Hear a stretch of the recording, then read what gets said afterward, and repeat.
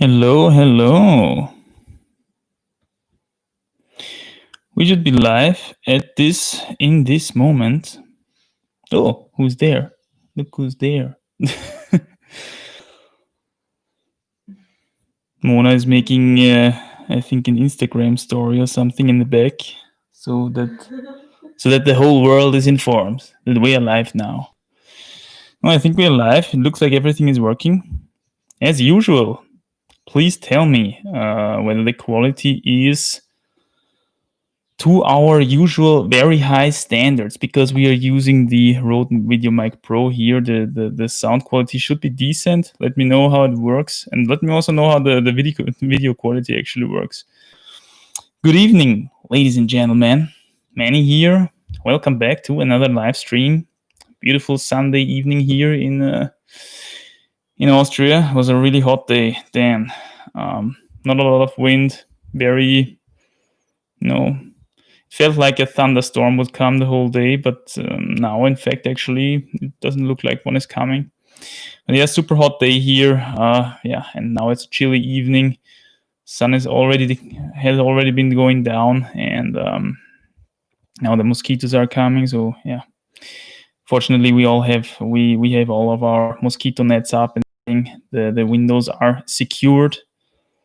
And a small little breeze is going through the room here, and getting rid of some of the heat from the day. So that's really amazing.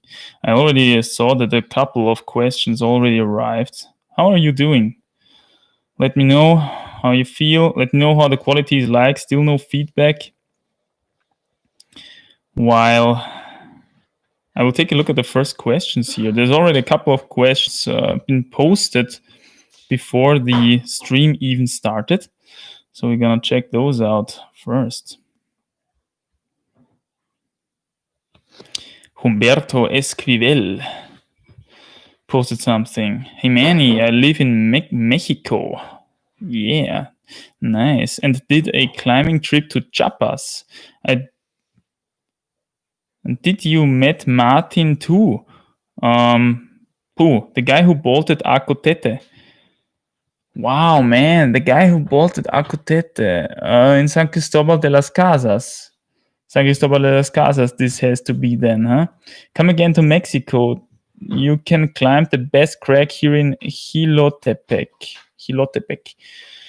I am not sure anymore. Man, that's a long time ago. And back in Acotete, I think we had one day there climbing outdoors. Amazing place, really nice place, It's kind of like this little valley with a river running down there, and then there is this arch of rock going above the river, and nice little paths going down there, and you can basically climb almost out of the river into the arch, and some really huge routes actually there. I think it's limestone, if I remember correctly. And there is also one small little climbing gym in San Cristobal de las Casas, where I actually made a video.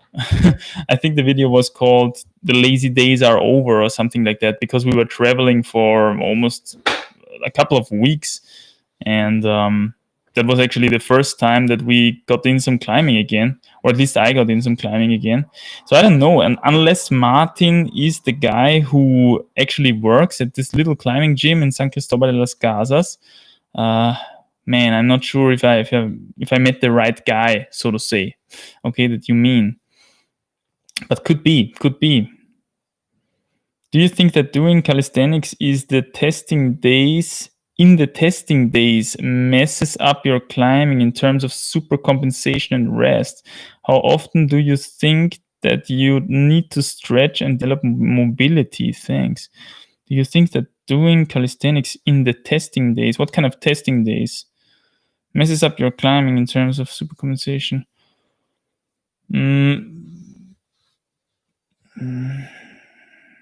I don't know. To be honest, it could probably have an influence. Doing calisthenics at a confined moment, it could have a performance on your climbing at the same time, because you're getting kind of tired in your body strength department, in your core department, so to say, especially in the lower back. Okay, when we're talking about the lower back, something like terrain when you do Swiss handstanding, for example. And this area can get really tired really quickly if you are not used to the stimulus, if it is your first time doing this kind of stuff. So then you can feel it on the wall that you are a bit weaker in your core maybe, and you lose your feet a bit more often. But unless, this is a really special circumstance, right? If you have to train, if you have to perform 100%, I would say that you skip the calisthenics training for a day or for a week, or how long you ever have to perform 100%, and then pick it up later on. Okay. And in terms of how often do you think that you need to stretch and develop more mobility? I think 2 times a week at least. If I'm really into it, then I do it like every other day. Okay, every other day stretching. It's a really good routine because usually you've got some sort of a weird muscle ache after you're having a really effective stretching session. And on the next day, you will actually feel that in the areas that you stretched. So you wait a day to let that tissue recover, let it do its thing. Then pick it up the day afterwards again. So let me just scroll down here for a second and see what the people write in terms of quality. Daniel Hepta says, "Hey Manny, what's up? What's up, Daniel? Everything fine here in good old Austria."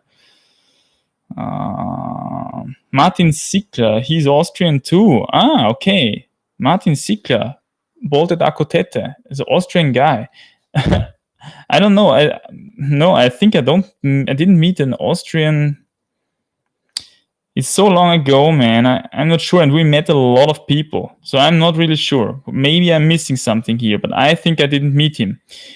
But maybe I even heard about the thing that an Austrian guy bolted the Akotete. But is he still there? Is he still living in the area?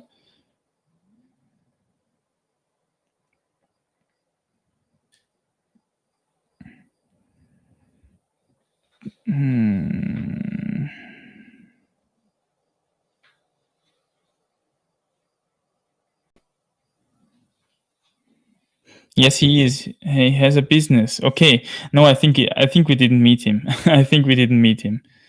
If I remember correctly, I think we didn't meet him. Okay. So I'm just gonna go through some questions from top to bottom, and then we see as the chat jumps down.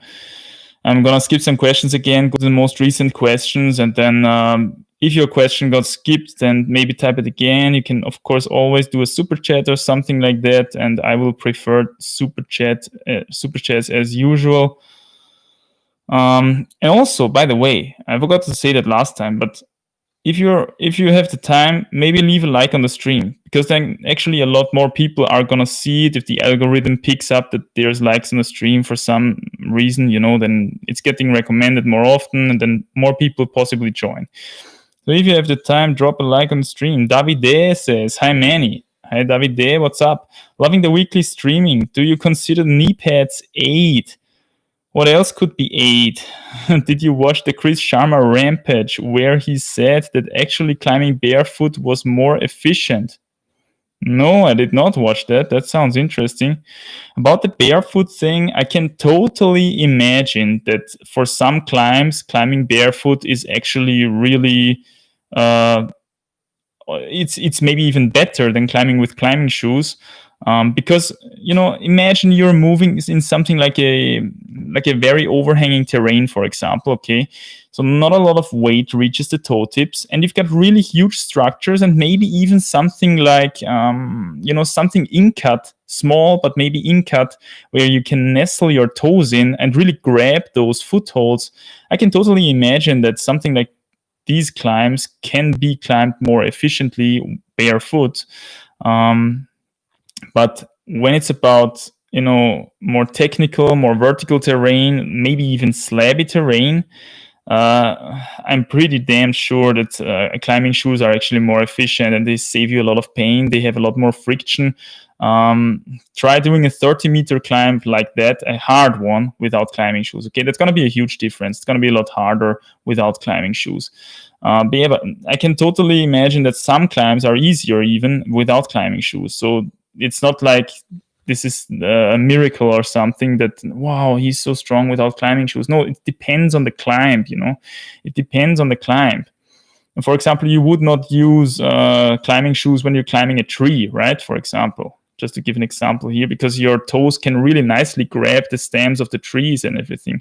And that's why monkeys who live in the trees a lot don't have feet like climbing shoes, right? They have feet like almost like hands, because they can grab a lot of stuff easily, right? So it really depends on the climb, depends on the terrain. Do you consider knee pads aid? That's actually an interesting topic. And because there's people out there who say, there's a word in Austrian, it's called Schummerfetzen, okay, Schummerfetzen for knee pad. And that essentially means a cheating cloth, okay, a cheating cloth or something like that.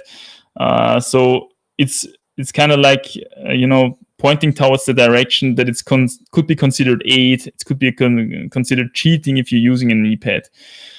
Would I go so far to say that? I mean, you can always do, and I mean, then you have to talk about climbing trousers as well, right? You could just also simply put on a jean, which protects your thigh a little bit better than just having shorts. And is that then cheating over shorts? So then it's really becoming blurry, right? So you have to draw a line somewhere there. And if you have to draw a line on something like that, I would rather suggest that we allow everything. And what you're going to do with the technique is the question, right? And knee pads do not only have advantages, knee pads also have disadvantages. I don't like to take knee pads on my climbs because I have the feeling they hinder my range of motion, range of movement. I can't really bend my leg fully if I have a knee pad on. So stepping really high is more of an issue if I don't have a knee pad on. I can't really make use of all the flexibility that I actually have when I have knee pads on. That's why I usually avoid them, even if there are some sequences where a knee pad is very useful. I remember there was one route in Leonidio. It's called Wings for Life. Wings for Life is 8A plus. And there was this one super distinct rest just in the middle of the route. You've got kind of an easier starting section, then power endurance section into this rest, then this knee pad rest, and then another power endurance section to the end. And without this knee pad rest, the route is just significantly harder, right? So in this kind of setting, I put a knee pad on there because I can only get the grade if I put the knee pad on. But if I only can get the grade by, resting on every single move, making every single move a little bit easier because there's some super tricky, not really good, but existing knee bar on every single move, then I'd rather skip the knee pad and just climb a little bit faster, right? Because then you have the same effect of the knee pad. It's getting a bit easier, but you have much more climbing flow if you do the faster strategy versus the knee pad strategy, if that makes sense. So yeah, that's what I have to say about knee pads and everything. And do you also agree that Thomas should build a moonboard in his new crib? Definitely. Everybody should build a moonboard in his crib if there's the space. Why not? Welche Tipps kannst du mir für selbstes Kind geben? Oh, selbstes Kind. The guy is asking what kind of tips do I have for a route called Selbstes Kind. It's an 8C in the Athletes-Creme, my first 8C. Find a good solution for the big move from the crappy crimp with left to the side pull, the slopey side pull edge with the right. Okay, there is one big move. It's really at the end of the power endurance section, this bouldery section up there. And you have, if I can remember correctly, you have a super crappy foothold with your right foot. And man, so long ago, years ago actually. But unlocking this sequence, making this sequence safely unlocks the route for me, okay? Because you're pretty tired when you're up there, and you just have to find a solution to do this move safely. And also skip the draw, okay? Skip the draw, which is directly in the crux. It's gonna make it a lot easier. And look, if you're tall, look for morpho betas, because I'm pretty sure in the meantime that there is maybe one or two moves that could be easier than I did them if you're just a little bit longer, okay? So this is something that I can tell you as well. If you're my size though, then my solution should be pretty good. And I have a video up of the route, which is really nicely filmed from above. So you should be able to tell the sequence like that.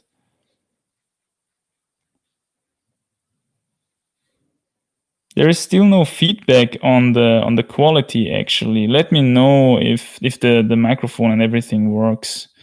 That would be amazing. Robert Söderberg, hi Mani, thanks for the great and interesting channel. That's appreciated. Can you describe your strategy when projecting? What sub-goals do you have from the first time climbing the route all the way to sending?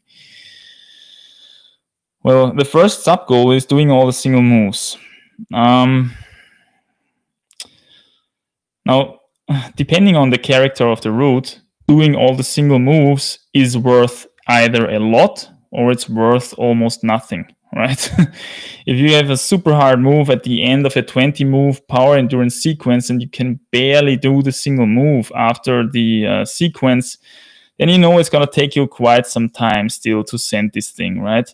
So in that case, you have to try the move out of sitting, like doing 5 moves with this of the sequence and then manage to do the move, then doing 10 moves of the sequence and then managing to do the move, and so on and so forth until you finally are able to do the whole sequence and the move, and then you can start from the bottom and do everything together and send the route, right? Doing all the clips is also really important. Having important clipping or having good clipping positions, and also knowing which clips you can skip and which you can't skip. This is something that's very important as well. Falling a couple of times on the project, right? So that you are confident actually in skipping those draws and confident in giving it your real 100%. These are some sub goals. Can you describe your strategy? In the meantime, I really have the feeling that putting a lot of effort and time in the first go is saving a lot of time, man. It's saving a lot of time for me up to 8B. Grading 8B, if I really put a lot of effort in my first go, I have a very good second go already, even up until 8B routes, okay? So 8A plus, this can work second go. Worked also a couple of times now during this recent trip.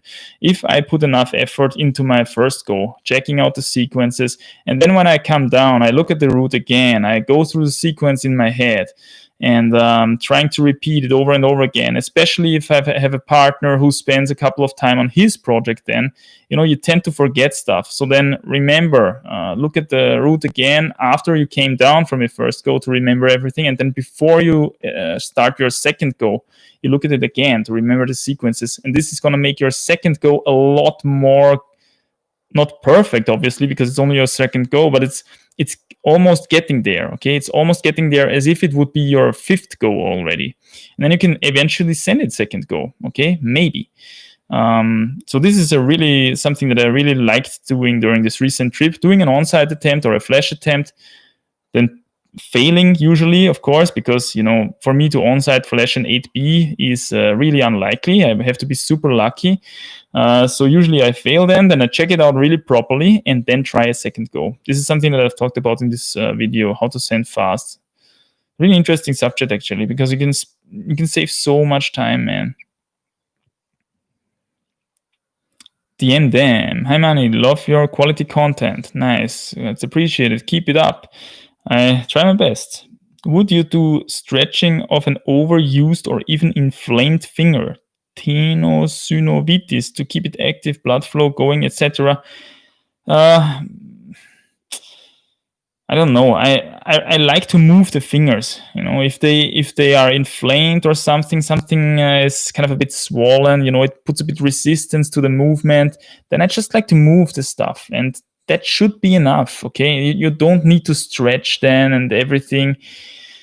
Just do your soft climbing, okay? Keep up the blood flow via soft climbing, not necessarily because of stretching or anything. I'm not a huge fan of stretching in the upper body anyway when it comes to climbing, because I have the feeling we want to keep up the muscle tone, okay? The tonus in German, how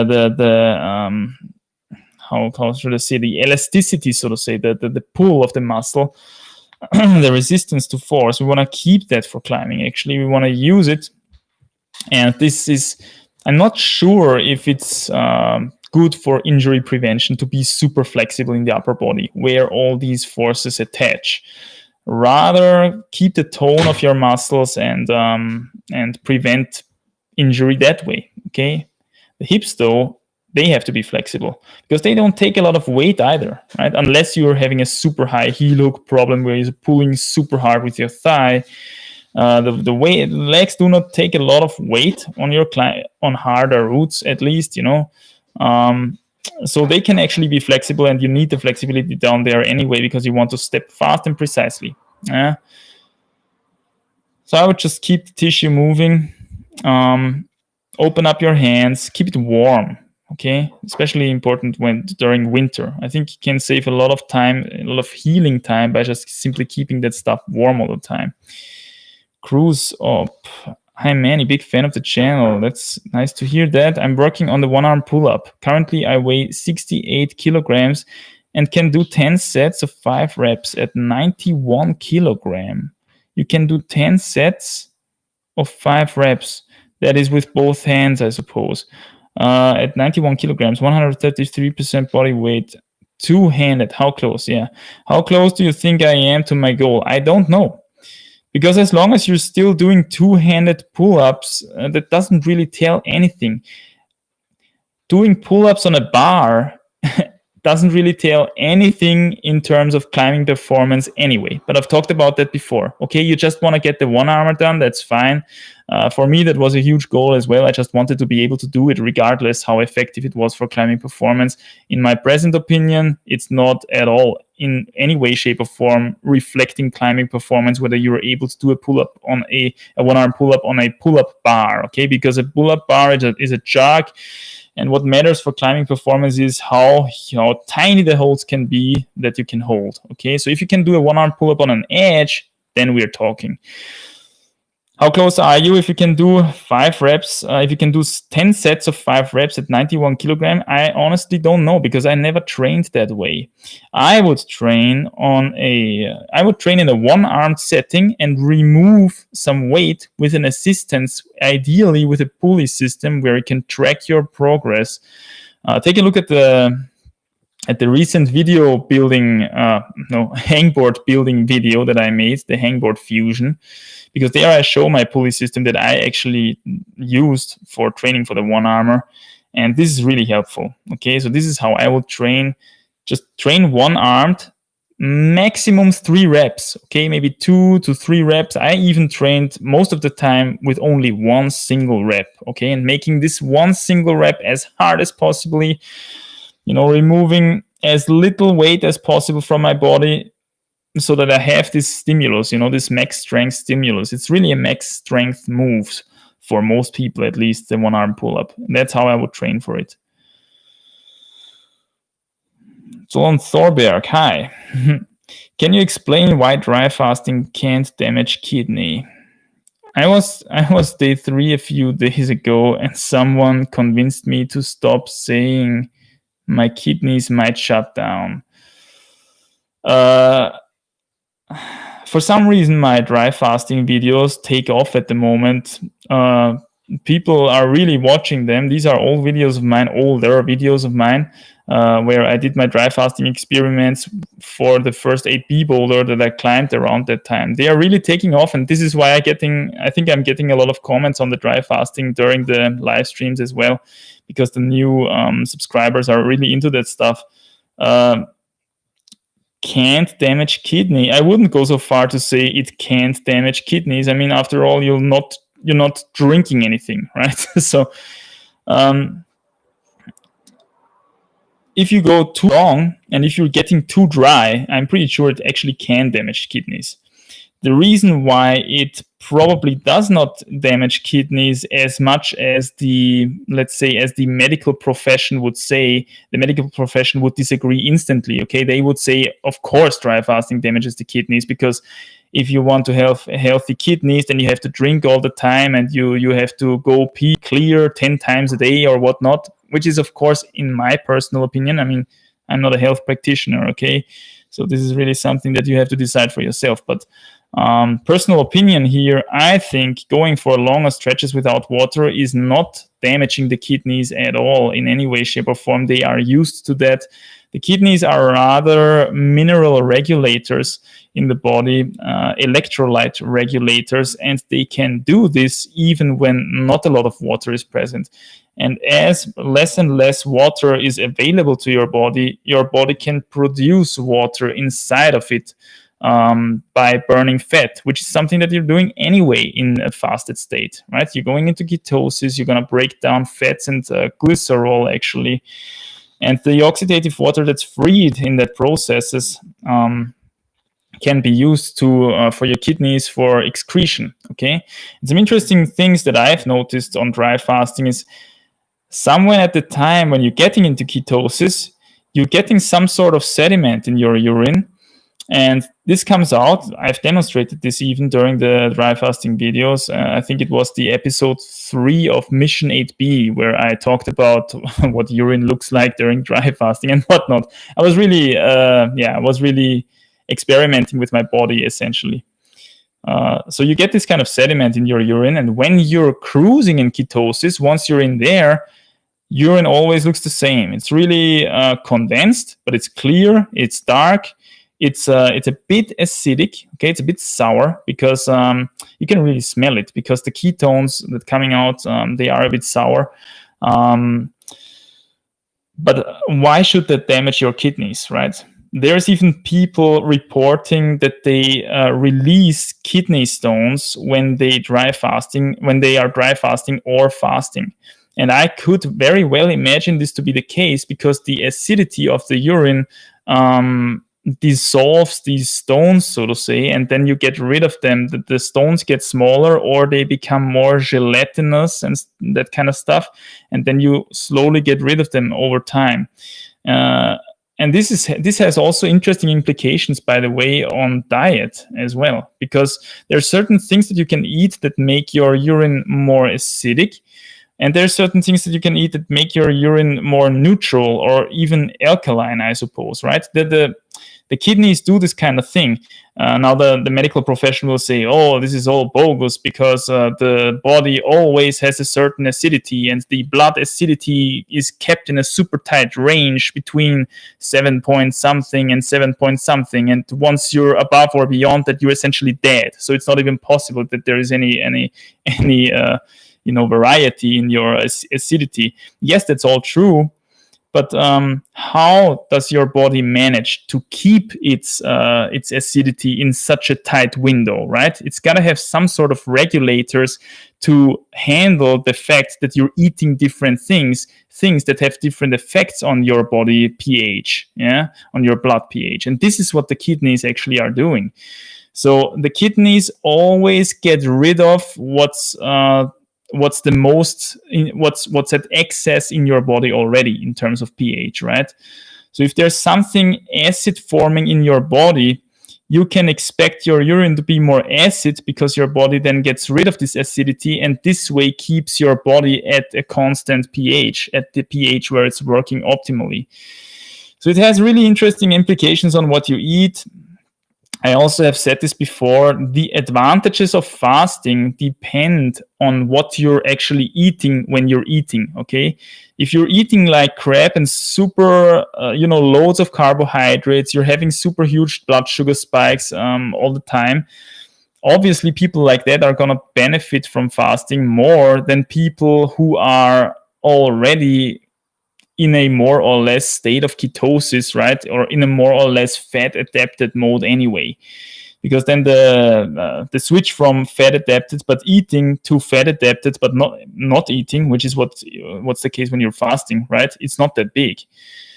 So how fasting feels, how beneficial it is for your body, it depends on what you eat when you eat something, and also the eating frequency of that eating stuff, right? And also what you're drinking, obviously, and everything like that. It's a really deep topic. It's really interesting in terms of biohacking and stuff. It's a deep topic, man. I'm gonna jump down now and look at and take a look at the most recent questions, if you don't mind. Humberto Esquivel says, quality of audio and video is great. That's amazing to hear. That's motivating. Then we keep going. By the way, drop a like on the stream if you're down there, because then more people might see the stream, actually. Good quality. Thanks for your answer. Amazing.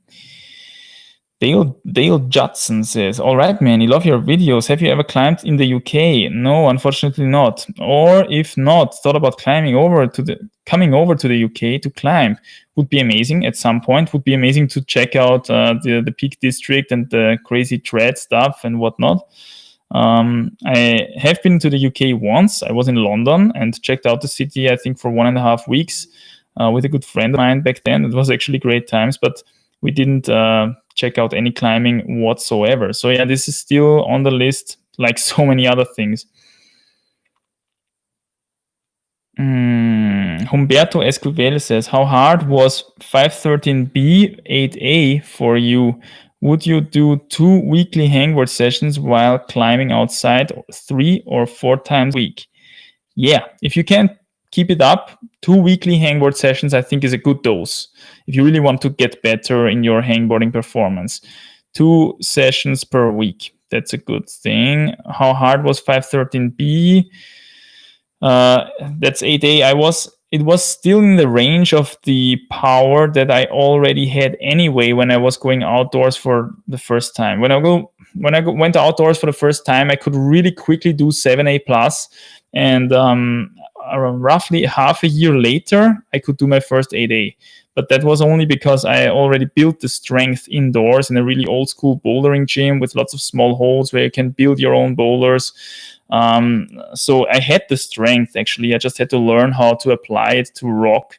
And once I learned that, I could do 8A really quickly. And on 8A, I reached my first plateau, if you want to call it like that, when it comes to outdoor grades. My first 8A plus, I think, happened almost a year or even 1.5 years. I'm not sure anymore. Years after my first 8A. DM them. Have you experiences with flossing? Wrapping a rubber tape really tight around each finger. Okay, no. To increase blood flow and healing. No, I don't have that. I'm not a big fan of taping. I think I've said this before. I don't, all the tendons and stuff like that, the tissue in your fingers, they are used to a certain direction of loading forces onto them. This is how they lay out their collagen fibers, okay? These cells, they need these kind of stimuli to lay out their collagen fibers. That's why I'm not a big fan of taping in climbing, because it actually alters the force that reaches those structures, and it kind of confuses them and usually you do this when you're injured, right? Something is inflamed already, and then you're kind of confusing them by taping, and they either receive smaller forces than they are used to, which is what they then adapt to, and once you put the tape away, you're getting the problems again, or you introduce strange kind of different forces, which would not be there if you would not tape, and then they kind of adapt to that, and once you remove the tape, then they are adapted to something else, and then you get injured kind of quickly again. This is at least my theory, okay? That's why I don't tape. I just reduce the intensity of the climbing, and that's how I heal all my finger injuries. That's how I healed them. And it works, okay? It works. Just climb below the pain threshold, and this way the forces are, in terms of directionality, the same, but they are just a bit smaller. And this way they give your tissue the time to catch up.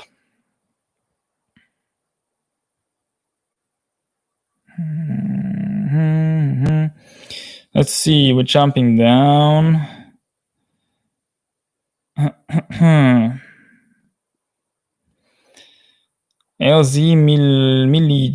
Miljuna says, do you think having a big climbing gym available that is always full of people, or having a small climbing gym available where there aren't many people? What do you think? What do you mean? What I find is better? In that case, I find the latter better. I've had both, and now I think I prefer the latter. I prefer the latter too, especially if those few people that are there are a psyched crew, right? Usually, if you have more people, though, there is just also more psyched people, because if you have more people in general, then the bigger proportion, the proportion of psyched people that want to get better and are actually really focused on training and whatnot, it's always roughly the same. It's not very huge. And if you have more people in total, a greater group to pick from, then there's going to be more psyched people, and then you can make greater groups projecting stuff, and then usually the energy of the bouldering group is better, right? But you can have a lot of psyched people as well if you have very few people, and in fact most of the time you really only need one, right? Some people also really enjoy training alone, and they can motivate themselves really well even if they are alone. But I have the feeling if you have at least one companion with you, ideally someone who's even stronger than you, right, who can push you a bit, that's the ideal setting of training. Okay, that's when you're gonna give your best the most, and that's when you see probably where you see the most improvement. This is why all the big training teams of the countries, like Slovenia, for example, they always train in a team. Okay, they always show up as a team, and then they go through the gyms and smash down these boulders as a team, because that's how they can get the greatest psych up. And this is the setting that any individual climber gives his best performance. Okay, because there's someone else watching from the team. And always, if someone else is watching, then you push a little harder. Okay, I've noticed this myself when I put the camera down for a climb, for example. I'm filming a lot of climbs, then I'm giving a little bit more effort. I want to try to make it look a little bit more beautiful than if I would just be alone. Okay, so it's a pretty interesting psychology that's going on there. But yeah, some people also prefer to train alone, and that's also completely okay, of course.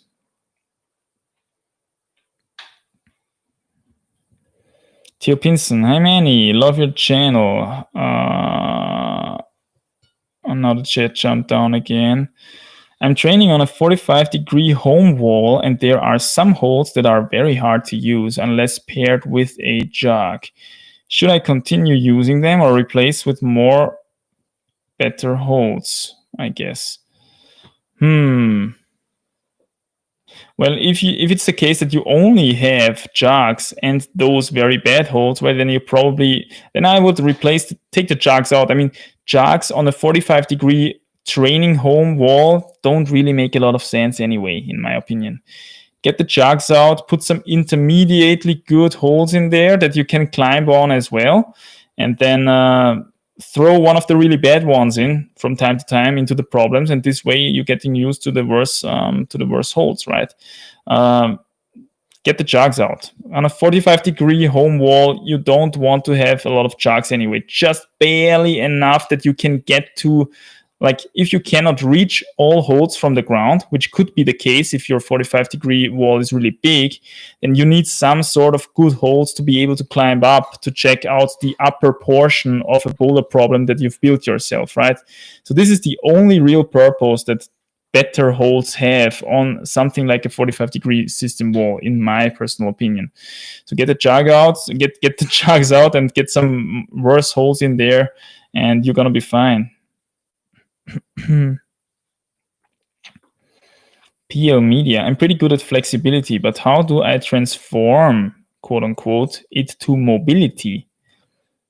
Yeah, okay, interesting question. I just can't get my feet up there to the max stretch point. Well, are you then really at your 100% when it comes to flexibility already?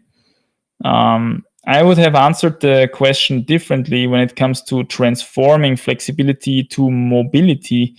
Mobility is what I would call being able to climb with flow and quickly. Okay, this requires mobility, mobility of the legs especially, and hitting your feet, your footholds properly.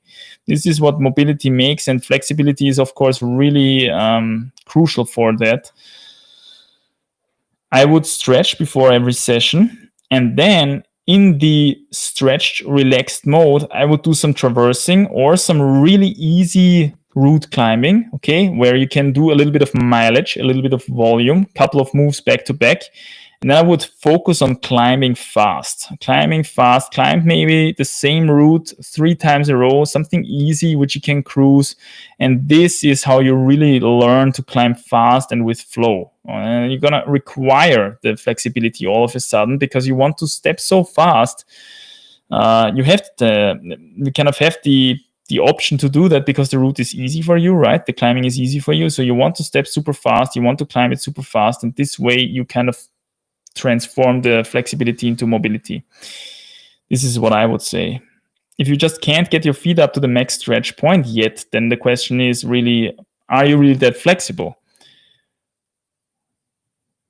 What are your thoughts on microdose psychedelics for performance? You're asking the wrong guy, man. I'm a pretty strict anti-drug dude. That's all I'm gonna say. Stay away from drugs. Your grandparents were right all the time. Okay, you don't need that stuff. It's not gonna make your life any better. And I think honestly, it's also not gonna make your climbing a lot better. All right, so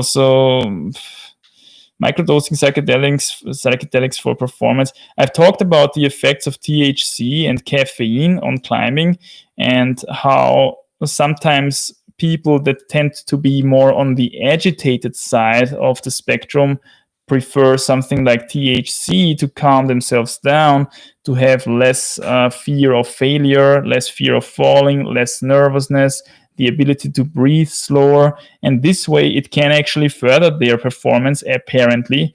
The people who are on the other side of the spectrum, who are super calm, they might need a bit of caffeine to get to this ideal point of agitatedness of the nervous system.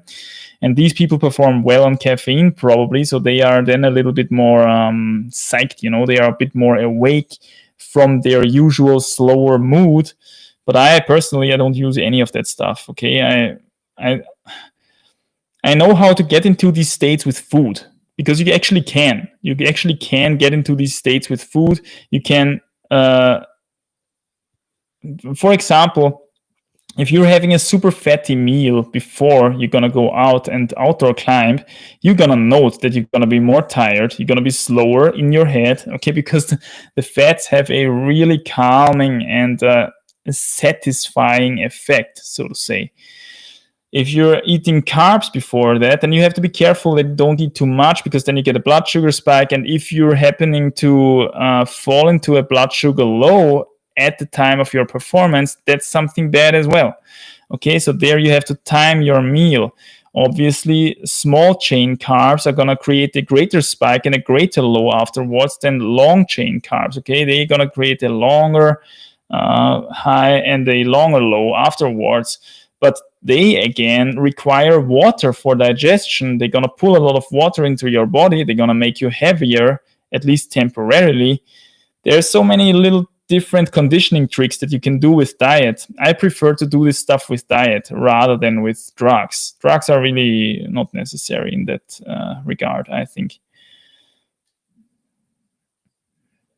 Matt Baird, why haven't we heard of anyone projecting silence? Do you think anyone has a chance at the moment?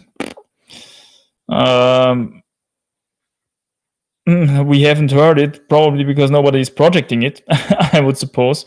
And the thing is, it's not like you just go there and project silence, right? You also need the conditions. It's not, I was there, okay? It's not perfect conditions all the time in Flatanger. For every good day you have there, you get one bad day. So this is something that you have to overcome as well, first of all. This is why they built this indoor bouldering wall, because this way people could keep up their fitness during all the days where conditions were actually not good. So it's a tricky place when it comes to conditions. I don't know if it tends to be wet or not. It's very much inside the case, so I suppose it's probably dry most of the time. And then you also have to have the power, right? And not a lot of people have the power at the moment. I think you got to be somewhat special to to project this kind of stuff. Do you use periodization, or would you do hangboards 2 times a week throughout the year? If no kind of injury stops you, you can do it throughout the year. I would say you can periodize in terms of what you train on the hangboard. So, for example, do 4 weeks of max hangs, then do 4 weeks of repeaters, and repeat. 4 weeks of max hangs, 4 weeks of repeaters. Everything 2 times a week. Ideally, you do everything as long as it takes you to stall out in terms of progress. Okay, so it's really crucial that you measure your progress. And when you can't progress anymore in one certain thing, whether that's max hangs or repeaters, you always have your training diary, of course, where you write that stuff down. Then you switch. Okay, then you make a switch, you train the other thing again. And this way, you're going to increase it alternately, okay, until you get injured, bam, and then you have to rest anyway or reduce the intensity or just climb at a lower intensity, as I said previously. Let's go down again. Wow, a lot of questions here, man. A lot of questions. I think we're going to have a sip from the live stream receptacle now. What we have today is Paulana with water.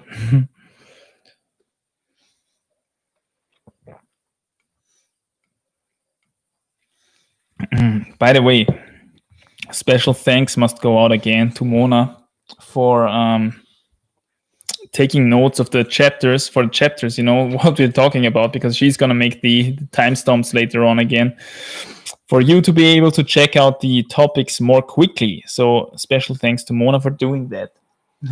You're welcome. What do we have? Thanks for the cool stream, Christoph H says. Yeah, it's super fun to make the streams, man. Super fun to make the streams, I have to say.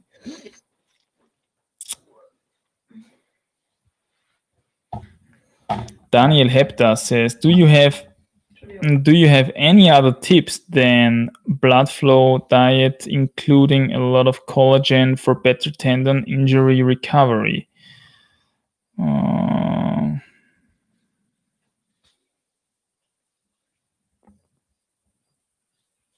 Do you mean apart from blood flow and diet, or do you mean in the in the areas of diet? Because I always say the same thing when it comes to these overuse problems.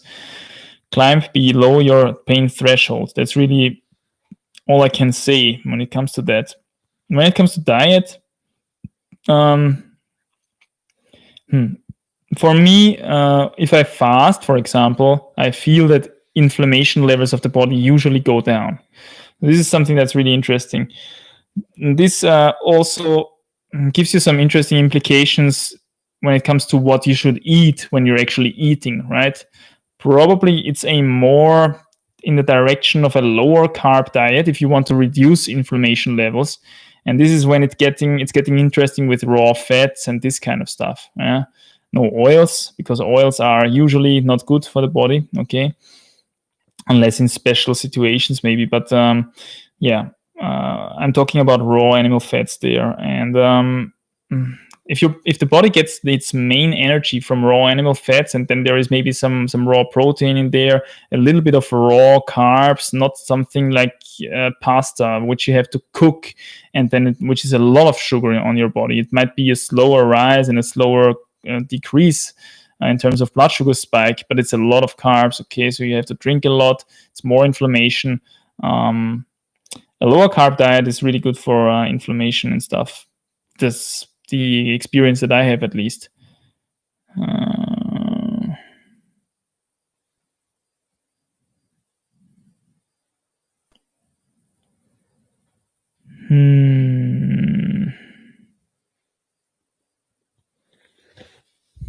Hi, Manny. I'm going on a climbing trip in about 10 days.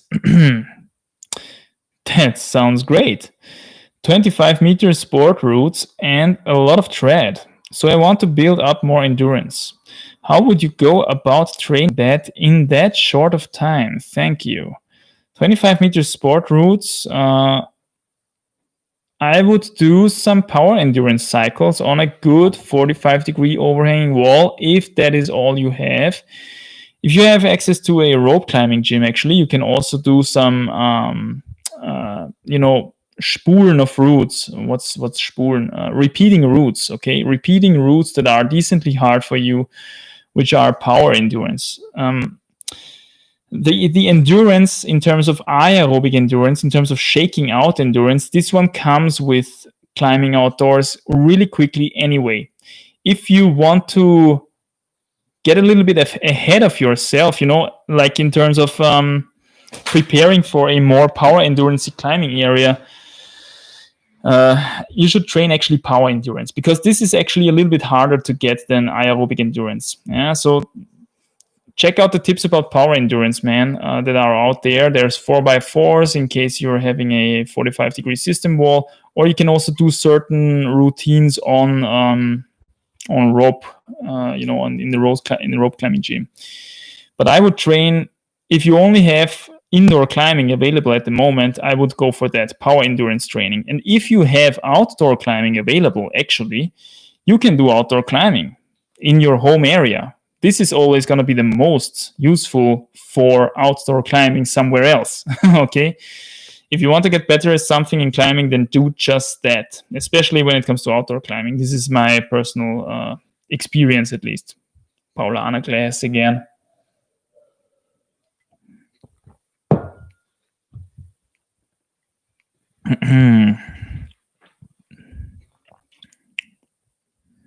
So let's see.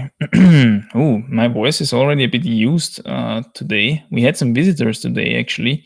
Some family relatives of Mona came to visit us today, and we talked a bit. So I already talked a bit, and now I'm talking a bit again in this live stream. My voice is really used hard these days. Alex Megos or Jakob Schubert? Good question. Alex Megos or Jakob Schubert? Wow. Two super strong guys. Honestly, I think Jakob Schubert. Jakob Schubert. The dude is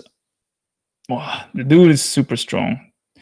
We talked about projecting silence before. This dude, I would actually love to see this dude on silence and what he says about it. If he can do the single moves, for example. Bouldering animal, route climbing, sport climbing animal. Yeah, really impressive.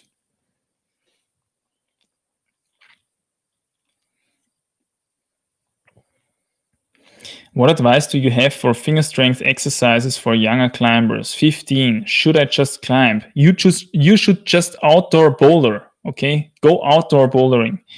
If I was 15 now, if I was at the beginning of my climbing career again, so to say, I would go outdoor bouldering. With the knowledge that I have today, this is probably the one thing that's going to make you stronger fastest, even faster than a indoor, let's say, old school bouldering gym, which is what I had back then, which is actually coming close to outdoor bouldering, right? Because you have a lot of small holes, you build your own problems, that kind of thing, not the modern coordinative gym bouldering or anything like that.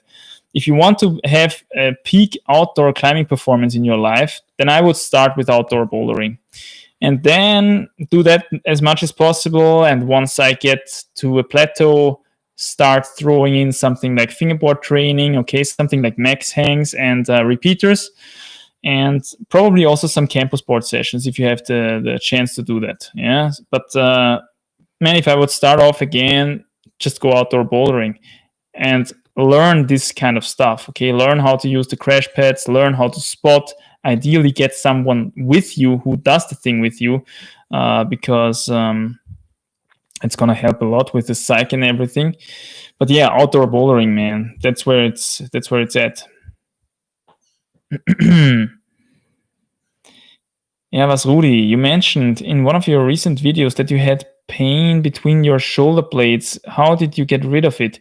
The pain between my shoulder blades was not really between my shoulder blades. It's like this thing when you train for a one-armer or you do some kind of a one-armed hang, so really intense one-armed force on your body in general.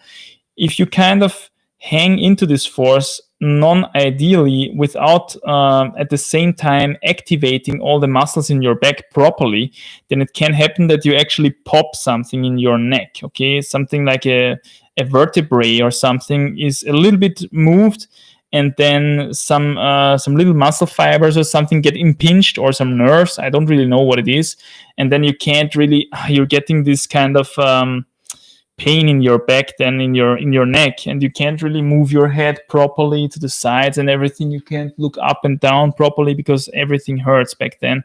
And then it took me always like 2 days or something until this went away completely again. I had this a couple of times during the period when I trained very intensely for the one armor. So this is something that can occur if you pulling really hard on one arm. By the way, number one tip to prevent this kind of stuff is have your assisting arm at the same height as your pulling arm. Do not pull with your pulling arm like this and have the assisting rope down here, so that if you're pulling up, the assisting hand goes down below like this, because then at some point your assisting hand starts to push while your holding hand is still pulling. And this is when these vertebrae accidents happen, when you pop something out of your vertebrae. Probably that's not what's happening, but it feels like that, okay? And then you impinge something, it's getting inflamed, and you have to rest for 2 days or something, because moving the neck and everything starts to hurt. So this is what I meant with pain between my shoulder blades. I didn't have anything besides that. Julian the Climber. Hi, Manny. Just curious, to what kind of music do you listen? I listen to EF and EFO and STS. Nice. I listen to everything that's good. Man. Across all genres. There's good hip-hop, there's good rock, there's good metal even. There's good electronic stuff as well. I'm the kind of guy that listens to everything that's good. Not a question is what's good, right? Maybe it's personal preference, but I am also quite certain that certain music is just good, okay, in general. That's like Roxanne. I found out yeah, true, Roxanne by The Police. Yeah.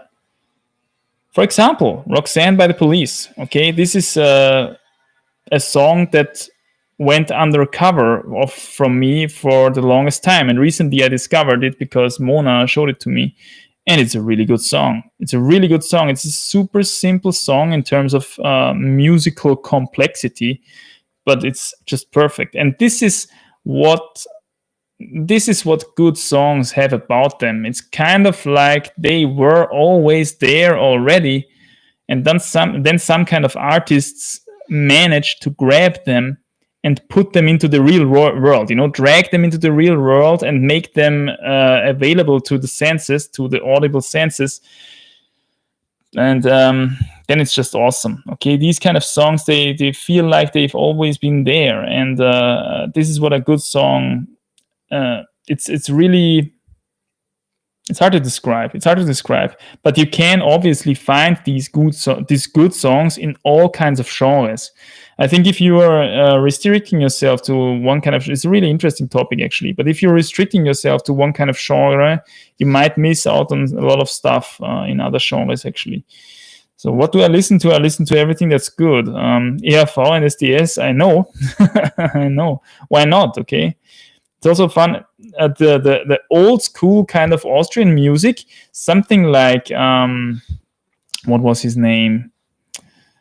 Not Reinhard Fendrich, but Wolfgang Ambros. Yeah. Wolfgang Ambros, for example. That's some good music. From time to time. Okay. Yeah. I'm not a big fan of the modern Austrian stuff. I'm not a big fan of the modern German stuff anyway. Okay, the German language music. I feel it's very. If you have the feeling that a song is very exchangeable, okay, so let's say you're listening to a song and you take a chord and you exchange it via another chord, and there is not really a significant difference, then it's probably a bad song, okay?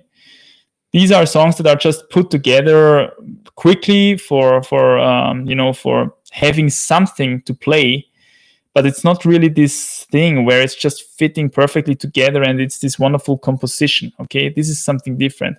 And that way, even if you look at classic, for example, with classical music, it's often the same. It's just some sequences put together, and the individual chords are kind of replaceable. So you take a different chord, replace it, it changes the mood of the song significantly, but it doesn't make the song significantly better or worse. And this way, it's probably not a good composition, all right? Good compositions, really good compositions, are characterized by the fact that if you take something out and replace it by something tiny else, the composition is ruined, okay? The feel of the composition completely changes.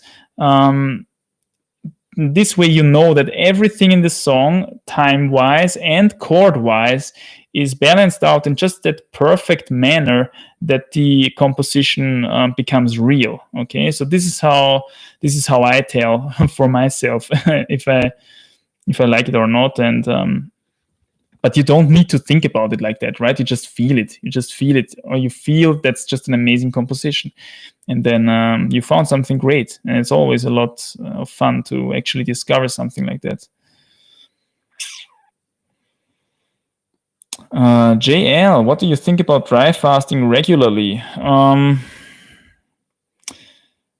Yeah, again, the dry fasting questions come in a lot these days because the dry fasting videos go up like crazy at the moment. For some reason, the algorithm, or I don't know why, it recommends them over and over again, and people view them a lot recently. That's why I get a lot of dry fasting questions during the live streams as well, and also in comments on those videos, actually.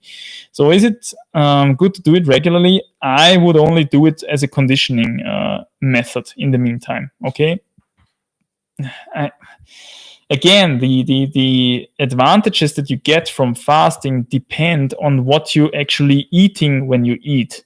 If you eat the right foods when you eat, you're not gonna get so much out of fasting compared to someone who eats only trash when he eats, okay? So there's a little bit of a caveat to that. Dry fasting regularly wouldn't make a lot of sense for me personally. I don't need to lose weight, okay? I don't need to send anything super hard at the moment. I don't have anything, a super hard project or something like that. So I would rather use it as a conditioning trick, as a little biohacking trick, so to say, to get myself into peak performance for climbing, because obviously it's making you very light. It's also making you very alert, okay? Probably because the adrenaline and everything goes up in your body when you're dry fasting. The body wants you to go look for food, hunt, essentially. So, yeah, this kind of stuff. The fact that if you're eating properly, you don't need to fast so much, that puts fasting really into perspective. Can you tell in a few sentences why you quit vegan nutrition? Yeah, okay. It's not ideal when it comes to health, for a number of reasons. I've talked about that before. It's not ideal when it comes to even ethical or ecological factors, okay? I've talked about that before. The most ethical and ecological thing that you can do is to go to your farmer around the corner who has organically raised free-range animals, okay? Which eat grass, which put carbon back into the soil, actually, by their existence, with their existence. Okay, this is what farming is about. Not something like, okay, you're buying the soy husks from somewhere else and then you're feeding that kind of stuff to your animals. No, that's profit making. It's not proper farming as I understand it. Proper farming as I understand it is having your animals free range as much as they want during the year, okay?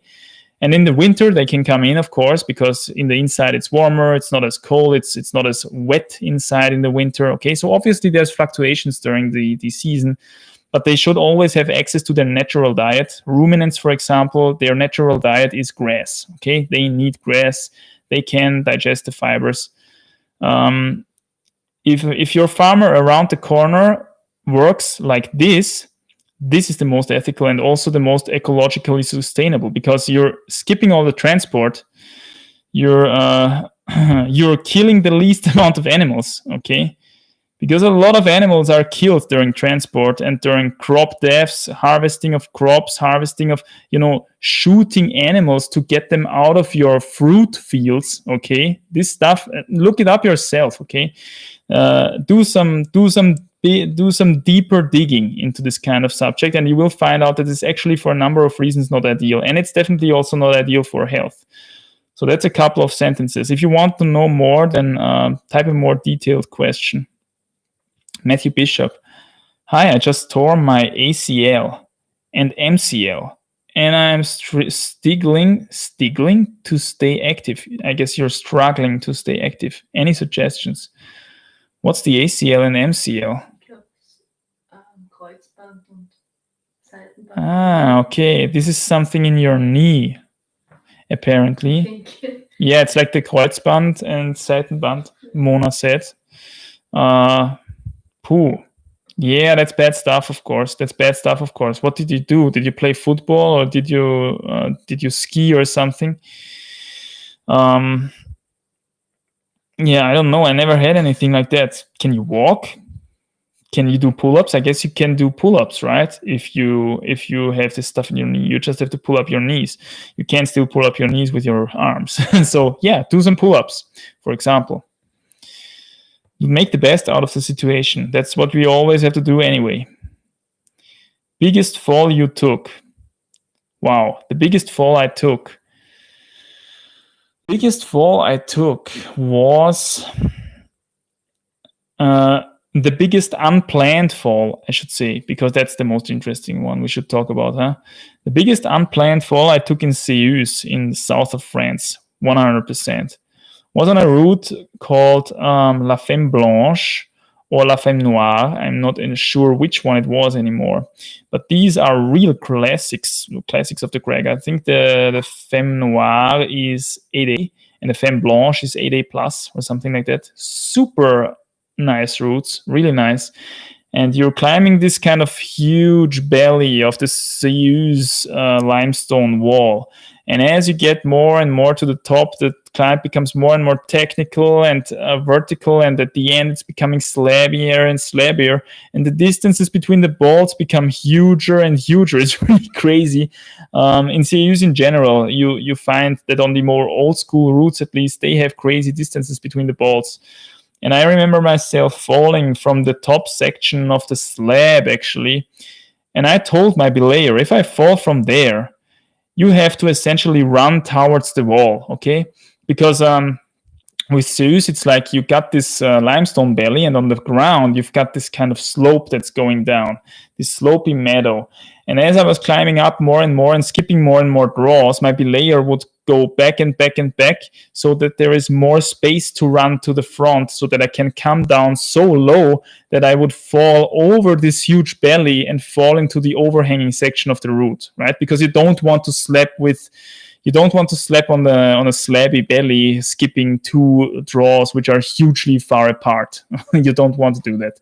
You want to land in the overhanging section. And this is what happened. I fell there, I think, and my partner lowered me like 15 meters or something. I fell 15 meters and got then a beautifully dynamic catch into free air because I was then down in the overhanging section of the route again.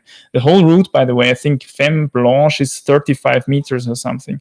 So it's a huge climb. It's even bigger, I think, than Femme Noire.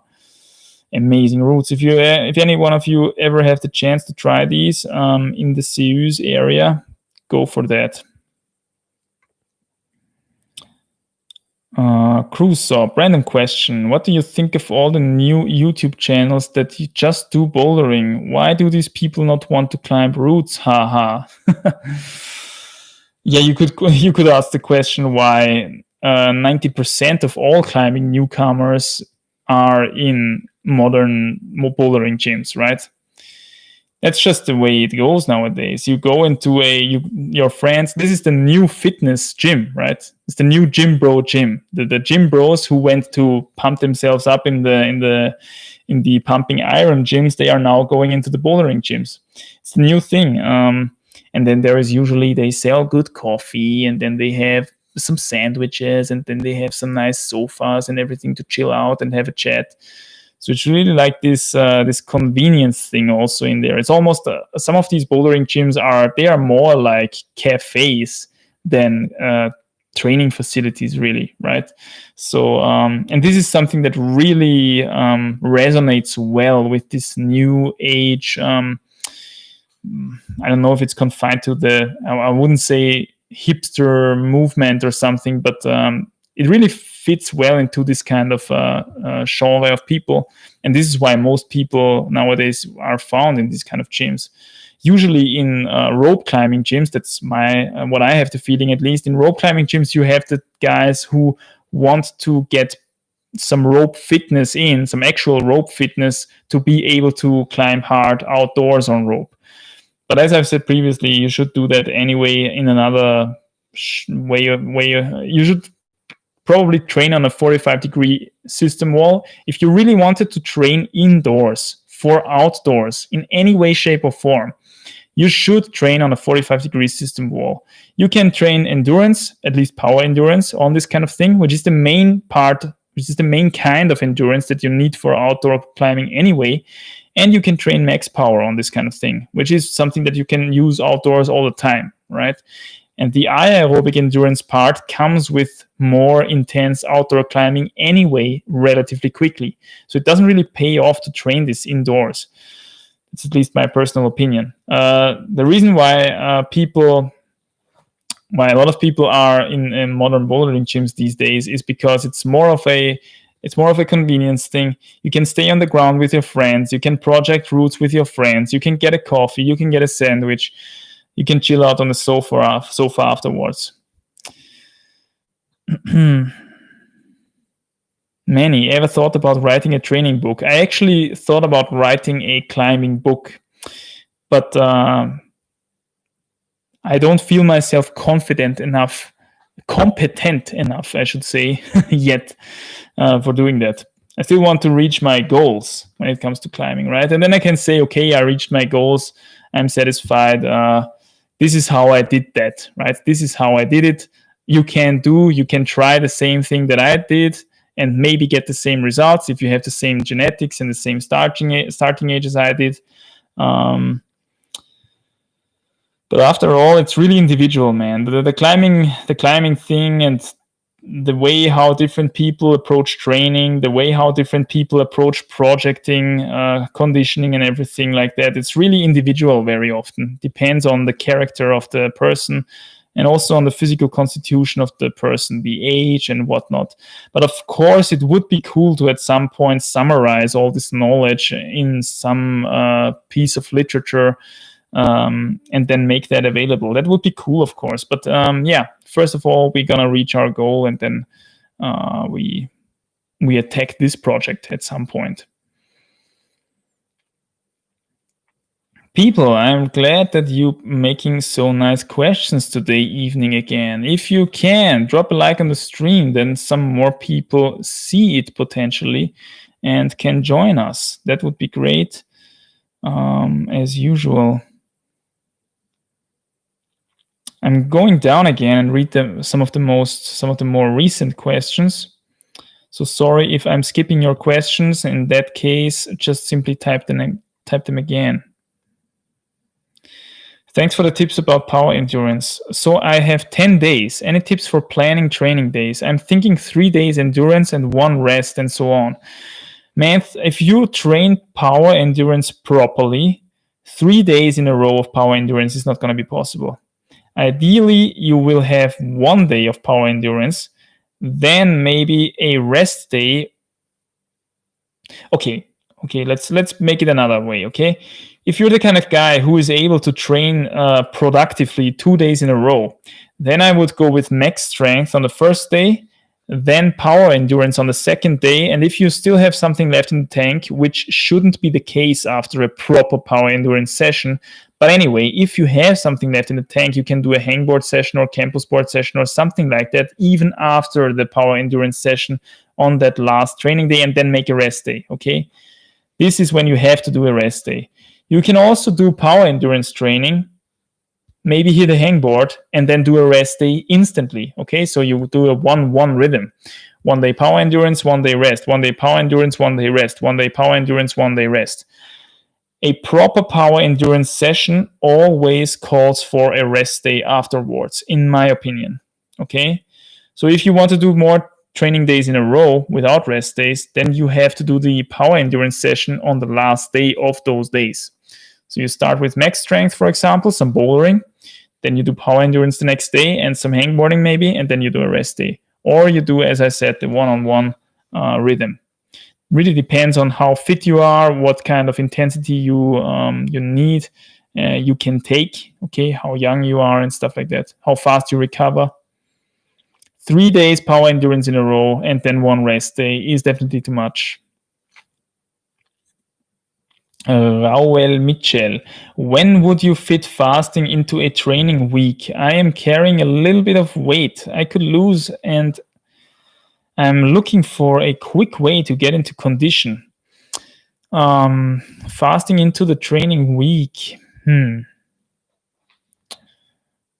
I mean, I could definitely tell you how you could fit a 1 meal a day routine into the training week. And that is very simple.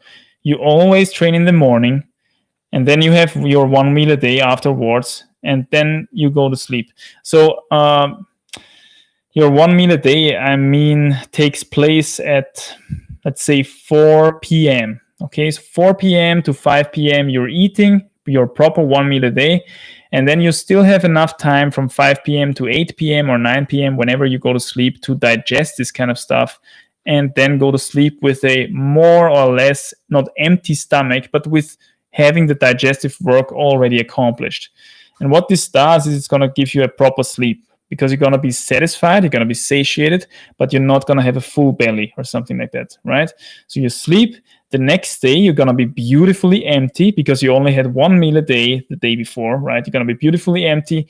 Ideally, you would hit the climbing gym then in the morning, something like 10 a.m. or 11 a.m., train for your 2-3 hours, and then again, get your 4 p.m. 1 meal a day in. So this is how I would place a 1 meal a day into a training routine in general.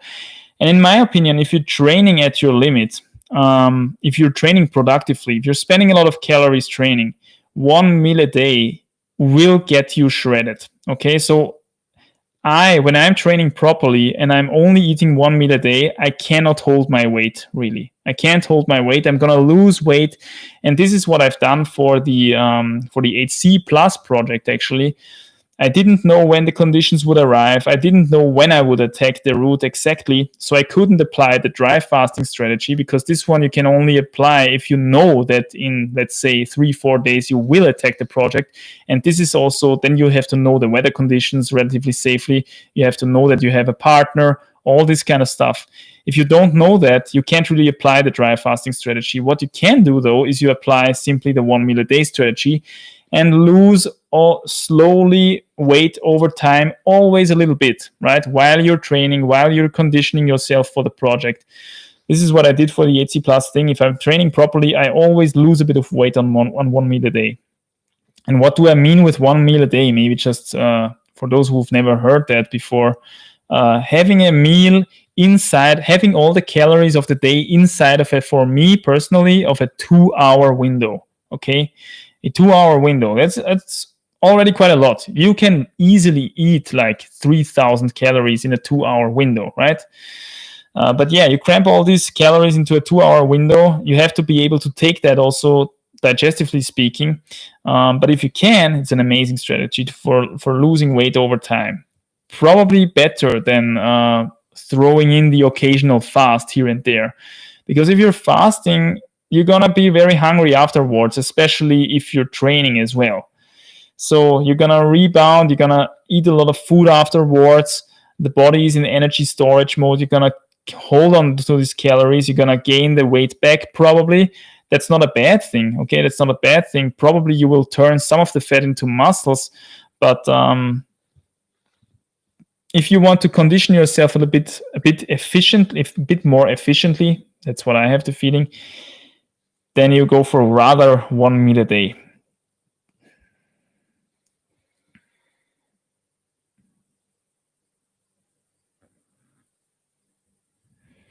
Chicho says, hi Manny, how well does indoor bouldering translate to outdoor bouldering, such as overhangs and roof climbing problems?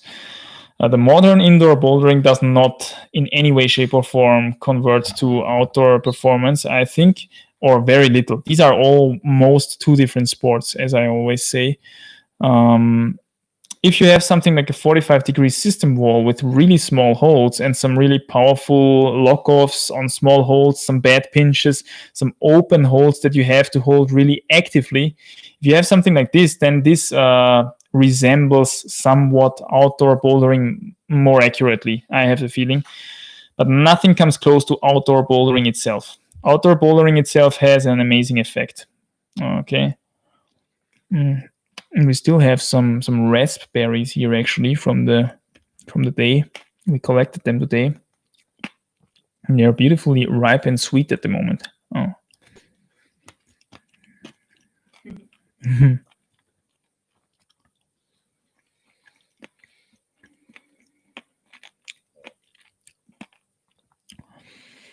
Nick Mentor says, I'm 80 kilograms muscular person with low fat level. Anyway, want to lose 5 to 8 to 10 kilos weight to improve my climbing ability. Any tips? Because I have fear to lose power, endurance, etc. because of losing weight. Thanks. Well, it depends on your body fat level. If you're 80 kilograms, let's say, and you have a 10% body fat, I would not advise you to lose 5 to 8 to 10 kilograms. Because then you're getting into an unhealthy body fat level. All right?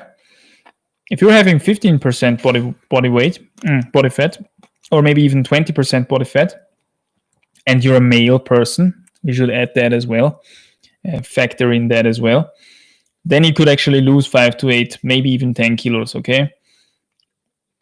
The way how you do it, somewhat sustainably, in my opinion, without sacrificing too much of your health, is with something like 1 meal a day or regular fasting. But as I said, 1 meal a day just fits better, in my opinion, into a regular schedule. So if you're going to work, if you're training regularly, you're having your fixed training days, 1 meal a day is going to fit better. My personal opinion. Okay? Regular fasting can do the thing as well, but it's just harder to do for some reason. Yeah, that's it. Essentially keeping the eating frequency as low as possible, but as regular as possible. Okay?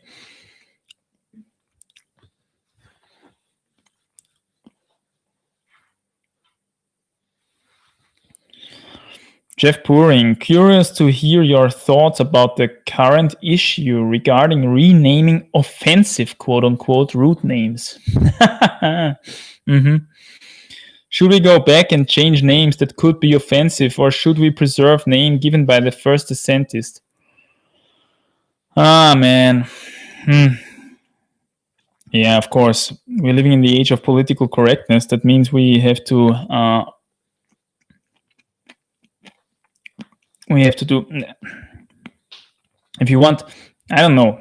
The answer that most people probably now want to hear is that, yes, of course, if they are super offensive, we should change them because our standards have changed now. We have progressed as a society, and this is why we have to go back and we have to we have to change it, and we're better now than those bad people in the past have been.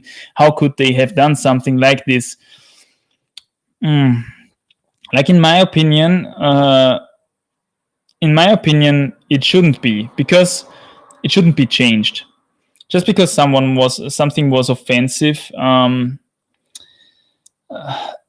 it's also kind of reminding us of a different time. Simply, okay. Sometimes people thought differently of different things, and root names, like, for example, are, I mean, I can't think of any now personally, to be honest. I don't really know what kind of root names you're talking about, but I suppose, yeah, I could imagine that there are some bad root names out there.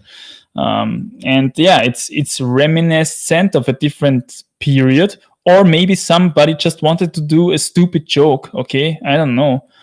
In any case, I wouldn't change it just because it's not fitting into the modern thing of political correctness. It just distorts everything.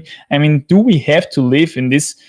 Are we such snowflakes nowadays that we cannot handle if someone just gave a root a stupid name in the past? Are we such snowflakes? I wouldn't change it. That's my personal opinion. Okay.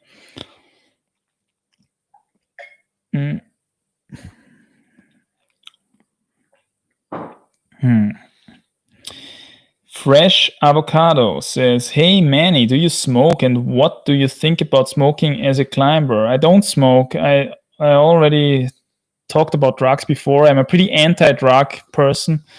No, I don't smoke. I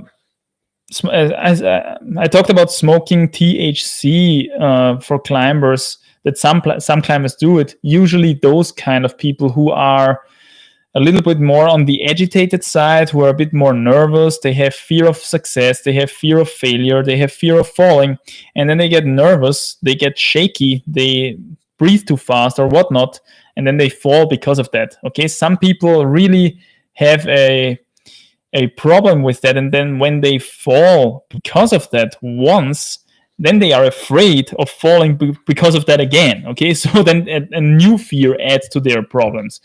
So if you're that kind of a fearful person and you're kind of nervous like that and shaky, I could imagine that something like THC helps these kind of climbers.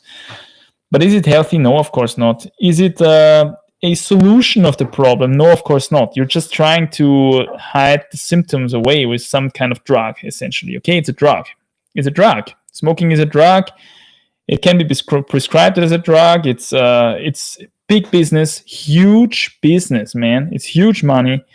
This is why we see the legalized thing, legalized, yeah, because it's so it's gonna make our lives so much better. It's gonna be it has no implications of health at all. If anything, it's better for our health because it numbs down pain, right?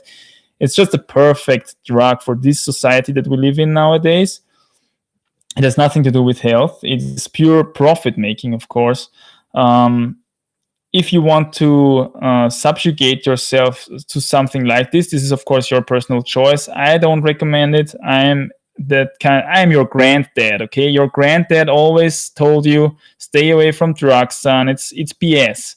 And this is what I'm gonna tell you now, okay? Stay away from it. It's BS. It's not gonna heal anything. Okay, if anything, it only covers up symptoms.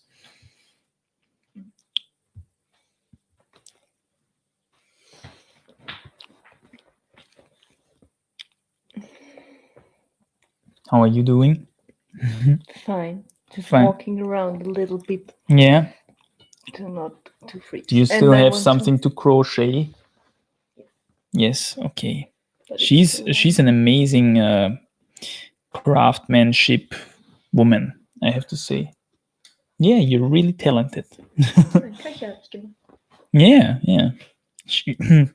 Recently, she made a quiver out of some sort of fabric for my arrows for the bow, because I don't have a quiver. Now she's moving the light around. I hope. Okay. Okay. No, it's not a big problem. It's just working.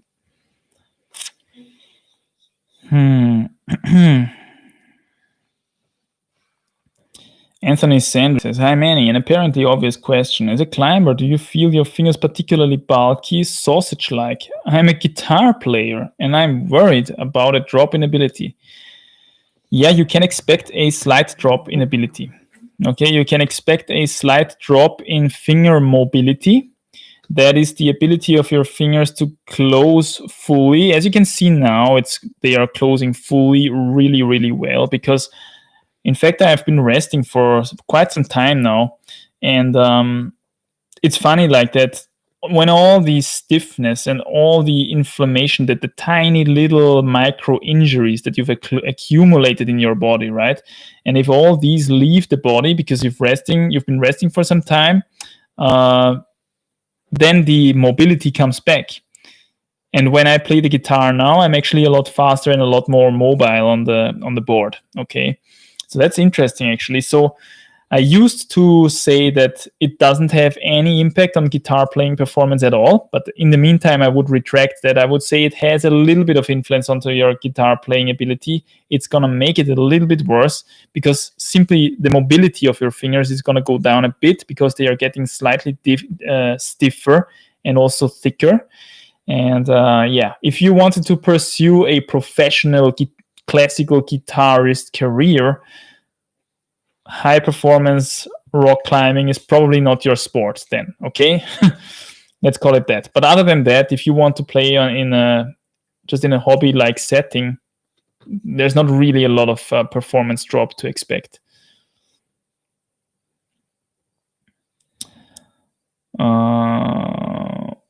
Jeff Pouring, should routes and boulders be graded on difficulty of moves alone, or should factors like exposure, runouts, high balls, or bad landings be taken into consideration?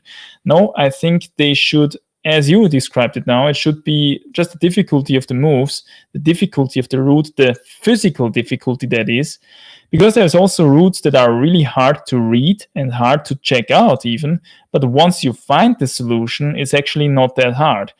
So the difficulty of checking out a route and consuming a route that way should not influence the grading actually. Graded should only be the easiest version of the route. And if we have a modern sport climb, things like danger and clipping positions, and that should actually not be a factor. If you want to do something like that, you can go to the UK and climb the E scale. Okay, if you want to have dangerous stuff factored into your grading, then you do the E scale and you can work yourself up to E11 or something like that and be super extreme. But when it comes to standard sport climbing, I think factors like what you said, like exposure, runouts, and high balls, something that has to do with the scariness of the route or the dangerousness of the route, shouldn't be factored in, because sport routes shouldn't be dangerous really. A standard sport route, dangerousness shouldn't be a factor. Despite that, it often is. Okay, don't get me wrong. I'm not saying that it's not the case at all. It is the case, and I know a couple of areas where it's just simply super dangerous as well, on top of the hard grading. Okay, but I would only grade the hardest way up. Okay, the easiest way up. Sorry, the easiest way up is what should be graded.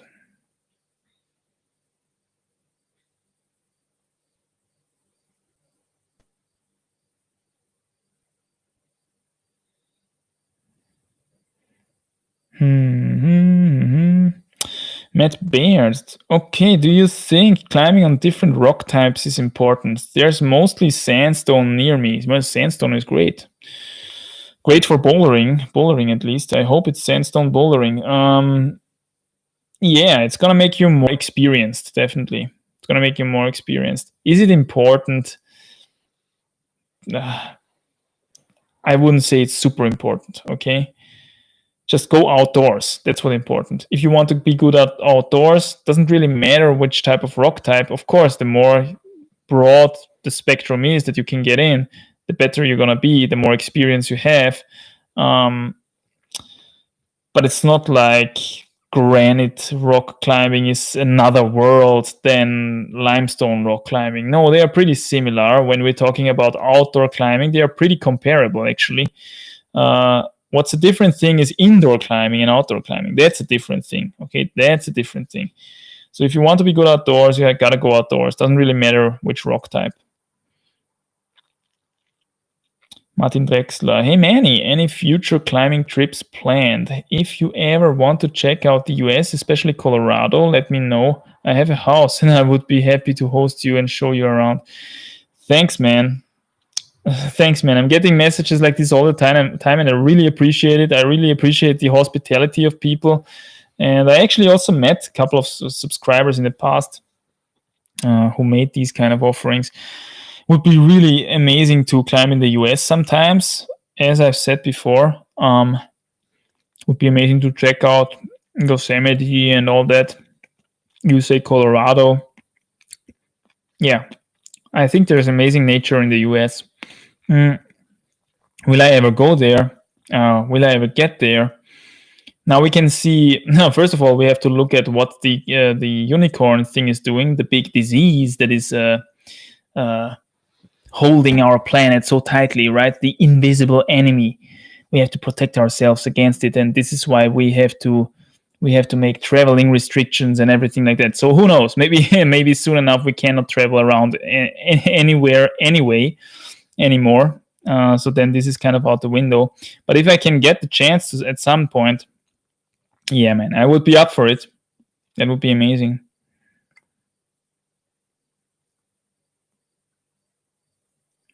Do climbers at your level still have fears while climbing? Of course.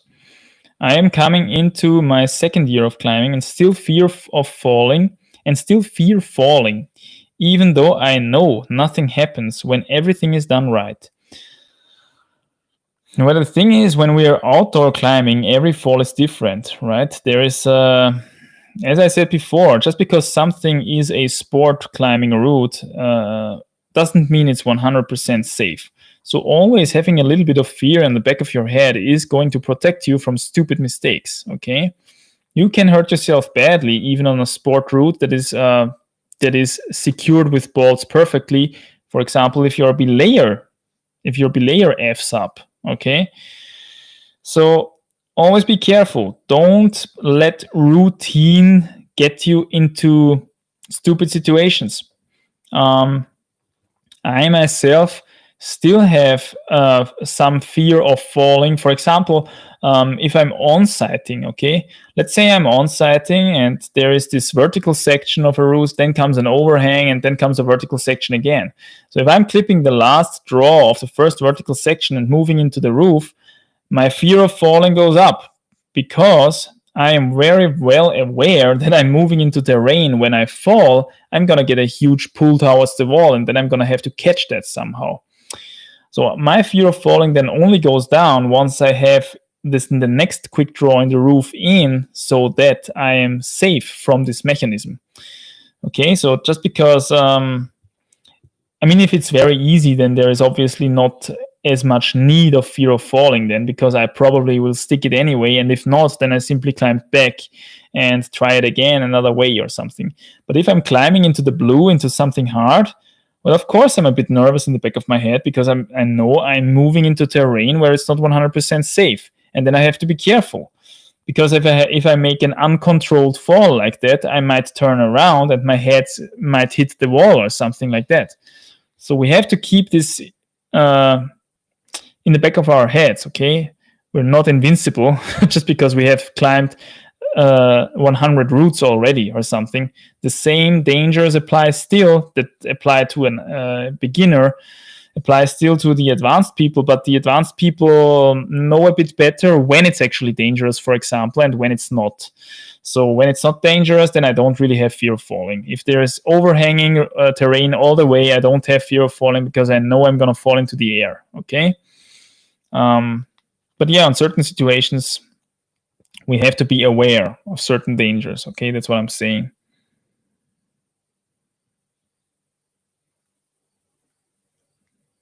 Kaushal says, hi. Hi, Kaushal, what's up?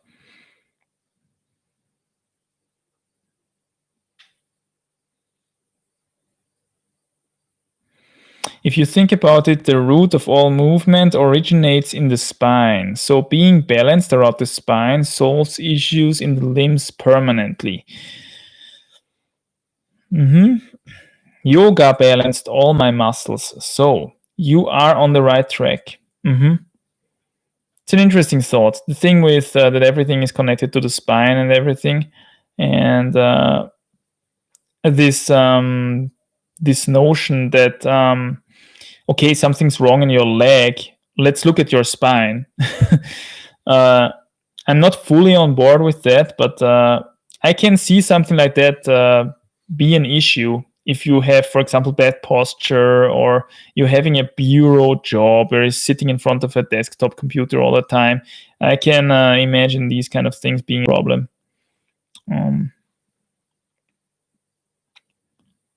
Jules Gromer says, have you heard of training volume landmarks, quote unquote? The idea that there are certain amounts of training which are important. For MEV, minimum effective volume, MRV, maximum recoverable volume.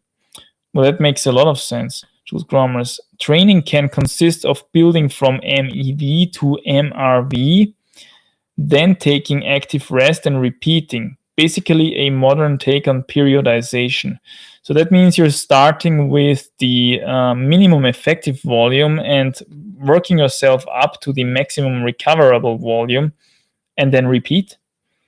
I've not seen much regarding the use of this concept in climbing, although deloading is certainly recommended nowadays. Deloading in the sense of reducing intensity and increasing resting. Could be interesting to look into. Yeah, I mean, isn't that something that we do all the time anyway, more or less? We're kind of starting something new, then we're starting with the minimum effective volume, which is very low if it's something new, right? Because if it's something new, it's going to be effective to our body very quickly, even if we have very little volume of it.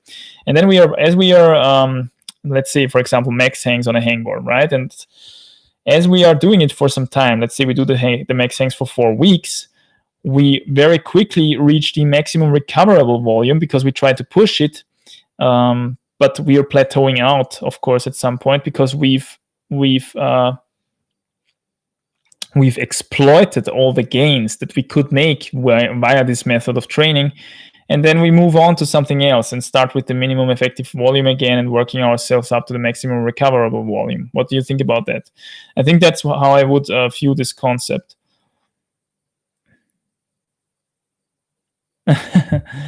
Kieran Fussell asks an interesting question.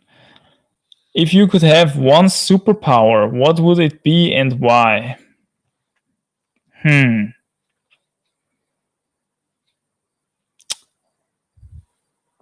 What would your superpower be if you could choose one? I mean, flying is the obvious one. Flying is the obvious one. Flying is pretty awesome. But I thought maybe there's something more awesome than flying.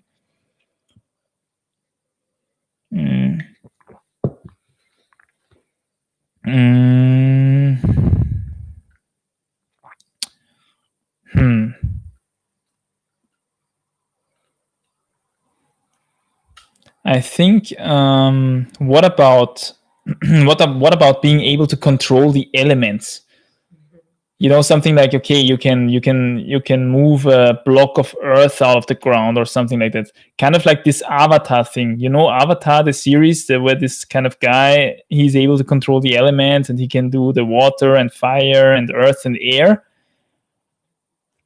I mean, for example, if you can control the air or something like that, that would be amazing because then you can fly anyway, somehow, with the wind and everything.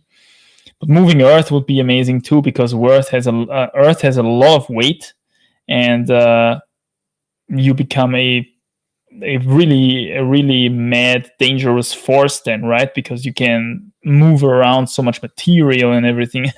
There's a lot of stuff about this. But yeah, of course, flying and teleporting maybe as well. Teleporting would be really cool as well. But flying would be even cooler than teleporting, to be honest, because then you can view everything from above and such stuff. So yeah, that would be amazing. Being invisible, says someone. being invisible, I don't know. No, that's not so cool.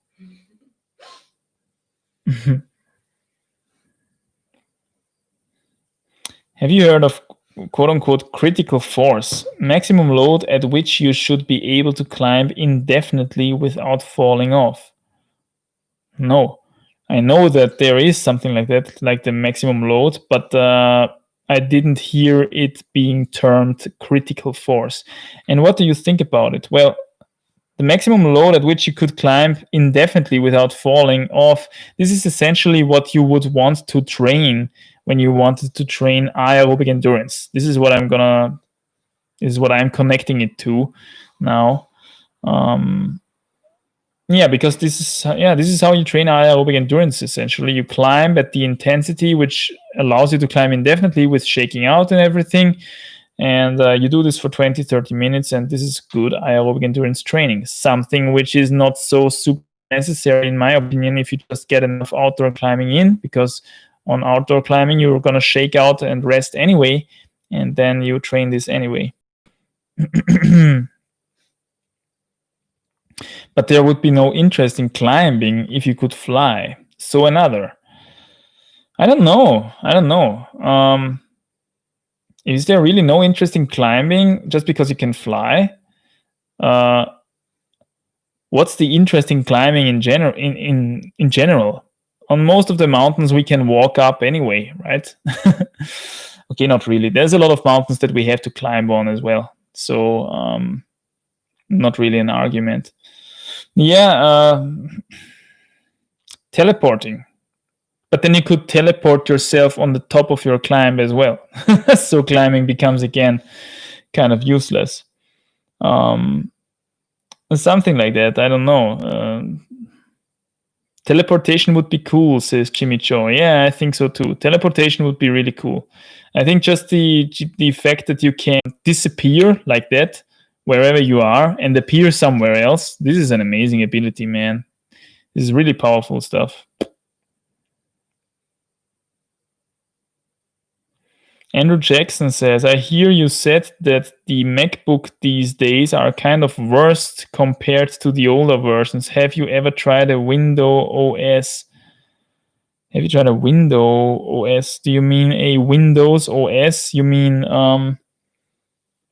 running the OS system on a Windows computer or vice versa? Because I've never tried that. And yes, I have the impression that the MacBooks, they definitely don't become better. They only lose plugs. You have to buy all these kind of adapters and everything. The laptop that I'm working on right now for doing this live stream is Mona's laptop, which is one generation before, one MacBook Pro generation before my laptop, and her laptop is faster than mine, okay? In terms of video editing, in terms of all kinds of stuff. And she has tons of photos and whatnot on her laptop. I think her laptop is a bit more messed up, okay, in terms of data and everything. I mean, my laptop is more messed up when it comes to the general appearance of the laptop, because the keyboard is dirty and the trackpad is dirty and whatnot. But in terms of data, my laptop is a bit less messed up than Mona's, and it's still slower, okay? It's still slower than Mona's with the editing and everything. So yeah, I'm not sure. Is it planned obsolescence or something like that? I don't have the feeling that we are progressing with that kind of stuff. And also what's kind of interesting is that you cannot purchase the old models anymore, right? They bring out something new. You can't purchase the old ones. And who knows what you're going to get, okay? Maybe you get something that's worse than the old ones. They are certainly more expensive, okay? So the price, the money for value relation definitely goes downhill. Okay, that definitely goes downhill. I'm pretty sure about that.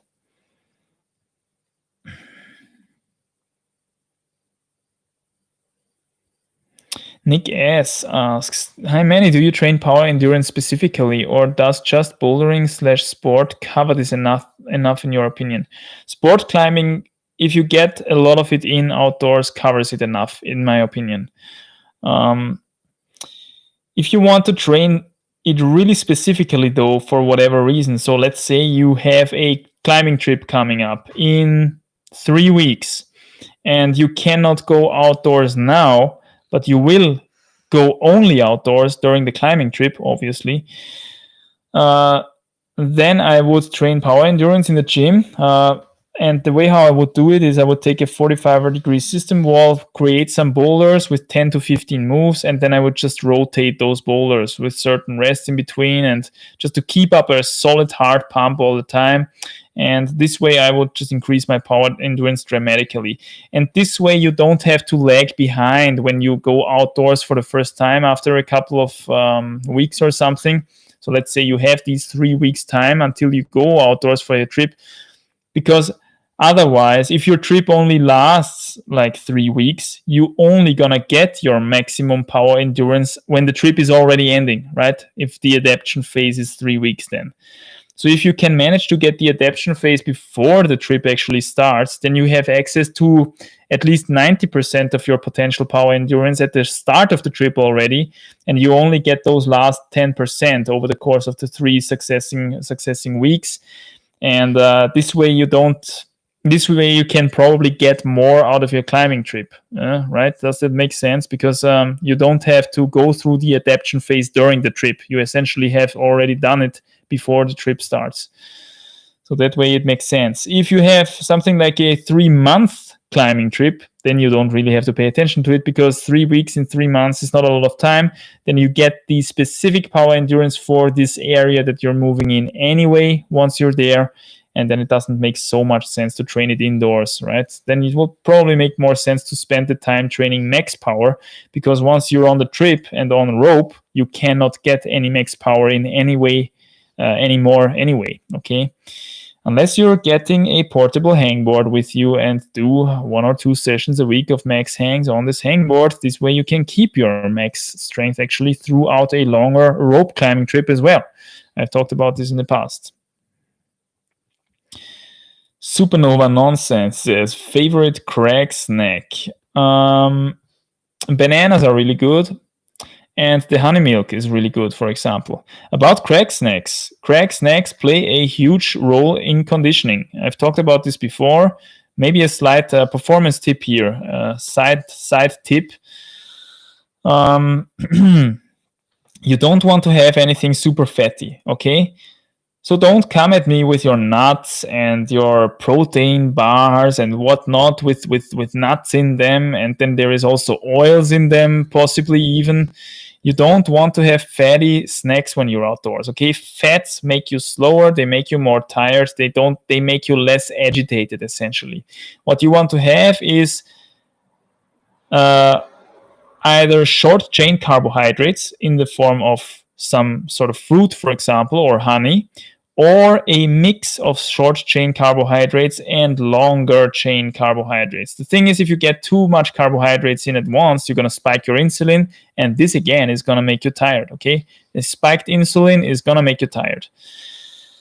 What you want is you want to snack in a way that you don't spike your insulin. And the way you do this is you come down of a route. You just checked out a route, for example. You just made an on-site attempt or whatnot. You checked out the route. You're coming down. Your body is in energy expenditure mode already, because you just did some exhausting stuff. And then you snack a few calories in the form of simple chain carbohydrates after your attempt. Then you have to belay your partner anyway. This is time for your body to soak up this energy, and then you again have energy for your next attempt, okay? This is how you snack on the Crag. And now, getting even more into detail, you do the banana thing when it's very hot, okay? When it's very hot, you go with something like a banana. Why? The banana is a tropical fruit, and it has a very cooling effect on the body. If you ever have tried snacking on a banana when it's already really cold at the Crag, you're gonna be sure, you can be sure that you're gonna feel it a lot even colder after you have snacked the banana. And this effect is very rapid. It's very fascinating, actually, how the body notices that, okay? So you eat the banana, and you're gonna be colder afterwards because the banana cools you down. In a hot setting, when it's hotter conditions, of course, this is an advantage, right? because it's going to make the body a little bit colder and you're going to feel as if the conditions are a little bit more ideal. If it's very cold, something like a honey milk is better, because the milk has actually a warming effect on the body, and the honey in the milk doesn't really have a cooling or a warming effect anyway, but it has the sugar, it has the short chain carbohydrates, and there's also some lactose in the milk, which is also a short chain carbohydrate. This is the stuff, again, that can fuel your session. And yeah, if it's really cold, if it's a bit too cold for your liking, then go for the honey milk. It's going to warm up the body a bit more, and it's going to significantly warm it up more than the banana, although you're consuming the same amount of total calories, okay? So this is how you Crag snack. You come down of a route, then you go in with a little bit of short chain carbohydrates, not so much that you're going to spike your insulin, and you're a little bit more tolerant to carbohydrates in that state anyway, because you're in an energy expenditure mode. And in that mode, all your cells can readily take up sugar out of the bloodstream anyway without the help of insulin, okay? So you really have to overdo it there to actually spike your insulin. So a rule of thumb for me is always do not go beyond one banana. Do not go beyond the calories of one banana, okay? Especially if you're a smaller dude like I am.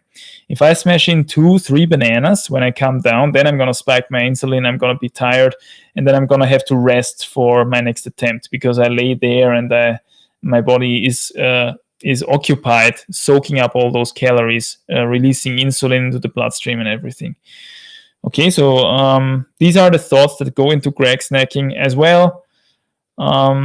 Maybe I should make a separate video about this topic actually, but you also don't want to Crag snack after your first attempt right away, okay? Usually you have enough energy stored in the tank that you can do 1, 2, maybe even up to 3 attempts without snacking anything, okay? And this way you're gonna keep the body light. You're gonna keep all its tasks on the climbing, on the energy output, and nothing is spent on energy input, on storing energy, okay? This is what happens if you eat. You have to store the energy somehow, again, without spiking insulin, ideally. So that means that you don't eat too much, and you shouldn't eat very fatty, okay? Because this is going to slow you down, at least in my opinion. Yeah. So much about that. Interesting topic, actually. Wow, the stream is already going strong again. We're hitting close to 2 hours again. Michael P says, hey Manny, have you ever used Clipsticks for new projects? No, I don't own a Clipstick. I'm a beginner and I'm very afraid of grounding. I have seen those in quote-unquote techno climbing videos, and I think they would be quite helpful. For me, the Clipstick goes a bit against the adventure factor, quote-unquote, when it comes to checking out a new route. I want to do all the moves myself. I want to get all the quick draws in myself. Is it smart to give that kind of recommendation to a beginner? Not necessarily, okay? If you have the feeling that you're going to hurt yourself and that it's going to get dangerous for you, if you don't use a Clipstick, then by all means, go for it, okay, and use it. I don't own a Clipstick. I have the feeling that I can estimate the dangerousness of a situation very well in the meantime. And if it's getting dangerous, I'm just simply more careful with what I'm doing, or I just skip the route, okay? I just leave it, I do something else. If it's just stupidly dangerous and I know these routes exist, then I just skip them and do something else. But yeah, sometimes we cannot really know that, right? So getting your gear out of a route like that can be a hassle as well, and then you have to do it because you don't get to the anchor. Anyway, for me, it's better than carrying a Clipstick all the time around. And if we have something like a Clipstick all time available, we are more inclined to using it, right? So I skip it altogether. I don't own one. I didn't buy one. And for me, I have to do all the clips myself. I get on the quick draws myself on the route. And ideally, I also do all the moves at the first checkout go. And this way, the route becomes a lot more approachable to me in my psyche like that. Because if I can only climb up a route with a clipstick, then I have no idea if I'm actually going to be able to do the route or not. If I was able to climb up the route all by myself, putting all the quick draws in myself, well, then I have already a good impression of how hard the route could be, how doable it is. And this is what I want anyway with my first go. I want to get a good impression of the route. And a clipstick kind of would blur that impression, so to say, if you know what I mean. If that makes sense. Any tips finding climbing partners or making climbing friends? Yeah, go into gyms. And if you want to find friends for the outdoors, rather maybe go into even rope climbing gyms, because usually in the modern bouldering gyms, you find people that do only modern indoor bouldering. Yeah, but these can be amazing climbing crews as well, okay, for training and stuff like that. If you want to go on the outdoors, though, it's hard for people to go on the outdoors alone and just simply talk to people. But in fact, this is what I did a lot of times, and I have made really good experiences with that. Honestly, on the Norway trip, I was alone all the time, and all the climbing I did with people that I met on the Crag, right? So I simply talked to people. Usually, if people are in groups of 3 or in some other odd number, they can use someone to belay anyway, okay? And then they're gonna belay you in return. And already you are in a group, and already you talk to people, and already you meet someone who maybe you find sympathetic and stuff, and who maybe you're gonna climb outdoors the next time again. All right, so talk to people, okay? Don't have social anxiety too much.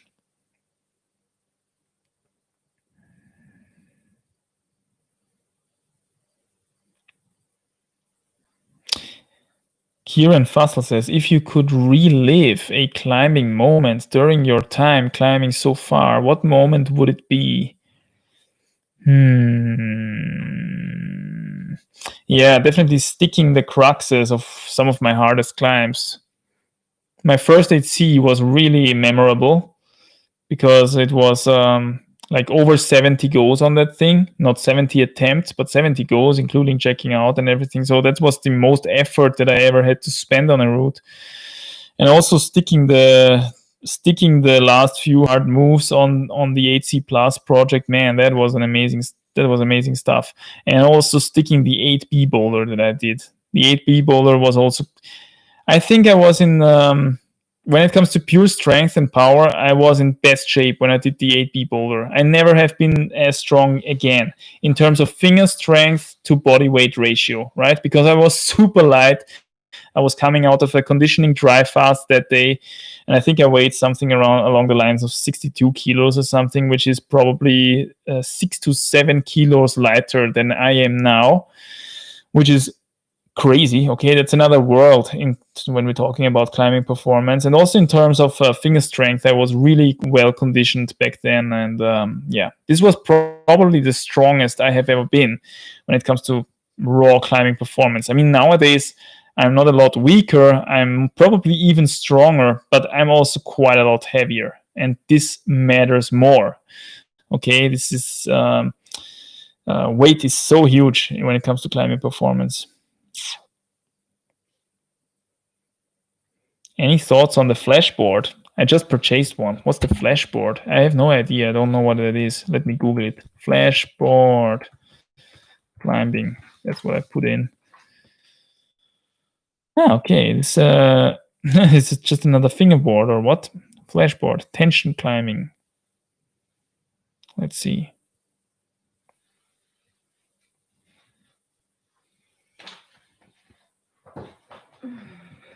Okay. It's a super small portable hangboard. Yeah, I mean, paying so much money for that, for something like this, is always kind of iffy, in my opinion. You should build something like this yourself, okay? Because you can probably build something like this for $5 or even less. And this way you just saved $70. But any any portable hangboard, if you don't have one yet, is gonna do a lot of favor to you in terms of climbing trips, in terms of being able to train for climbing on let's say you're on a business trip. Okay, so you're going onto a business trip like 2 weeks or something for your company, and you're gonna spend some time without being able to climb. Then you can just simply take the portable hangboard with you, and this way keep up your climbing performance to some degree, right? So portable hangboards are really awesome, and if they are really small, you can just simply throw them into your climbing backpack. Then you can also use them for warming up at the crag, which is yet another advantage that these things give you. Okay, so yeah, good stuff. But you should build it yourself. Daniel Hepta, I'm a fan of lasagna. Me too, actually, me too. I can eat 3 to 4 kilograms per week of this miracle, but I know that it is not a perfect meal for climbers. Yeah, 3 to 4 kilograms of this miracle per week. That's quite a lot. Yes, it's indeed not perfect for climbers because it tends to put a lot of weight on the body, right? It's usually very salty because of all the Parmigiano and all the awesome stuff that's in there. It's very fatty as well. So we've got a mix of fats and carbs in there. And this is, of course, going to spike the insulin really nicely, puts you into a really nice energy storing mode. Yeah, the ideal weight gainer, if you want to call it like that, right? So not really very ideal for climbing performance. Awesome, thanks for sharing. Yeah, no problem. Was a pleasure.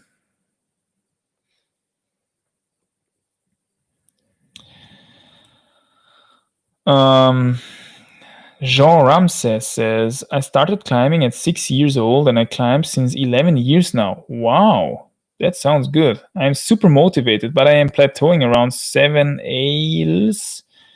It's possible to be limited by your genetics around 7A. Could be, man, could be. If you started at 6 years and you're now climbing for 11 years, that means you're 17 and now you're stalling all out on 7A. You mean 7A bouldering or 7A route climbing? How consistent have you been with your climbing? Because if you would have been really consistent, you could be somewhere else already. I'm going to be honest with you. You could, regardless whether it's bouldering or route climbing, you could be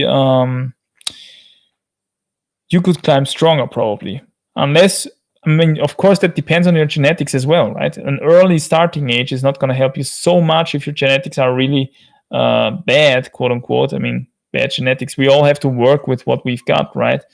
But yeah, that's what I can say to that. How old are you? Someone asking. Alvaro Peralta. I am 29 now. I'm actually close. I'm close to 30 at this point. Close to being 30. Interesting times. Lol, I was thinking about building on Manny, but I wanted to start with something kind of standardized. Couldn't do the Beastmaker because I live in an apartment.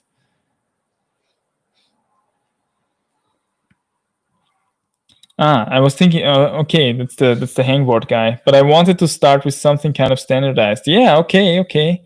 Couldn't do the Beastmaker. The Beastmaker is the best standardized board, simply because most people are using it.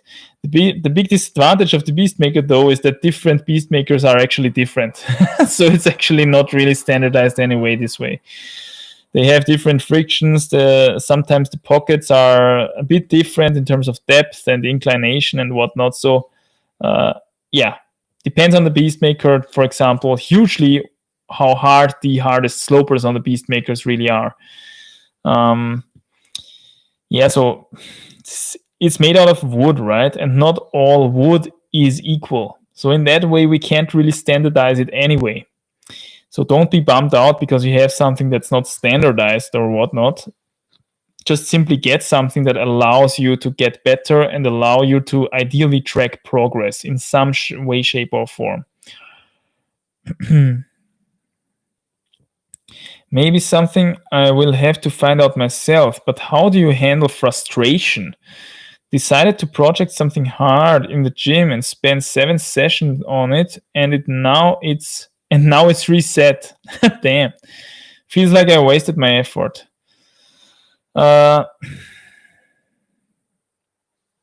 Projecting super hard indoors is something that I would not do anyway. Okay, projecting indoors super hard,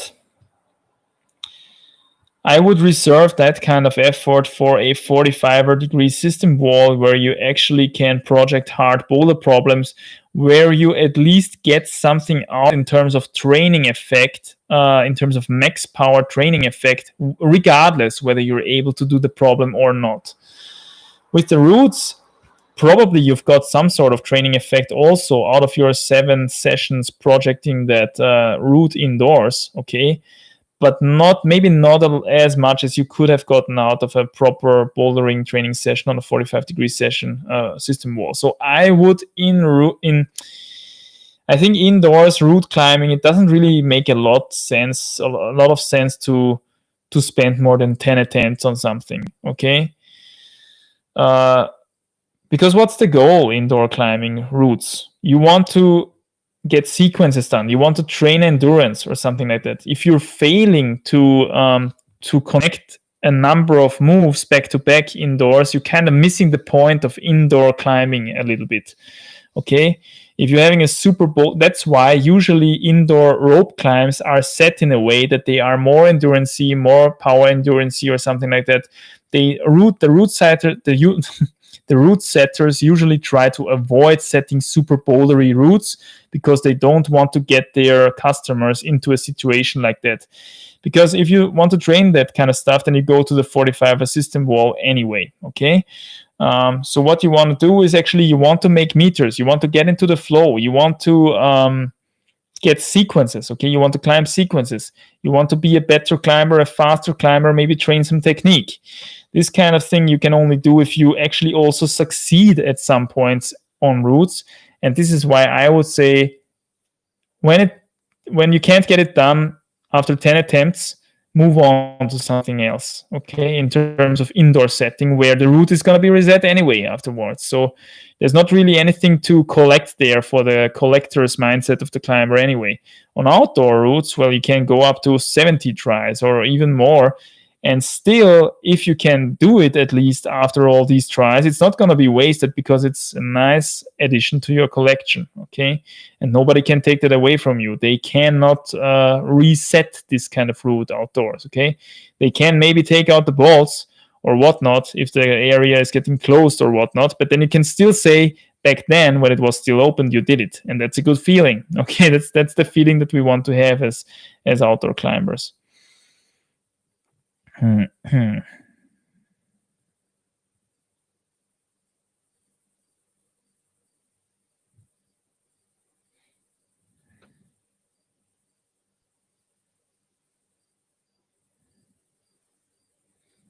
What do we have here as well? No, it was bouldering actually, but yeah, okay. 7A bouldering is quite decent, man. That's quite good. Keep up struggling, man. Keep up working, and you're gonna improve. That's what I can say. Yeah.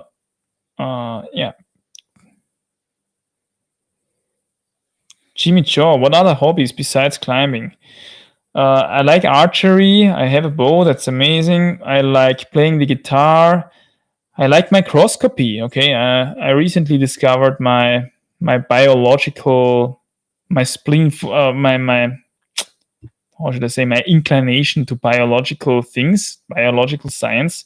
Just simply looking at things, it's amazing what you can do with a decent microscope nowadays. Okay, you can get up to you can get high magnifications of stuff, really interesting stuff. You can view a lot of tissues, you can view plant tissues, you can watch cell cultures, whatnot. So the microscopy thing is also really interesting. That's actually it. I really like building stuff with wood, doing the kind of DIY stuff. This is what I like. So yeah.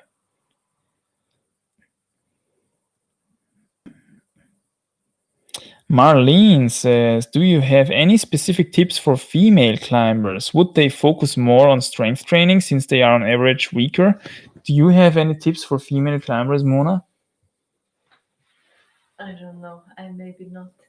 She doesn't know. She doesn't know.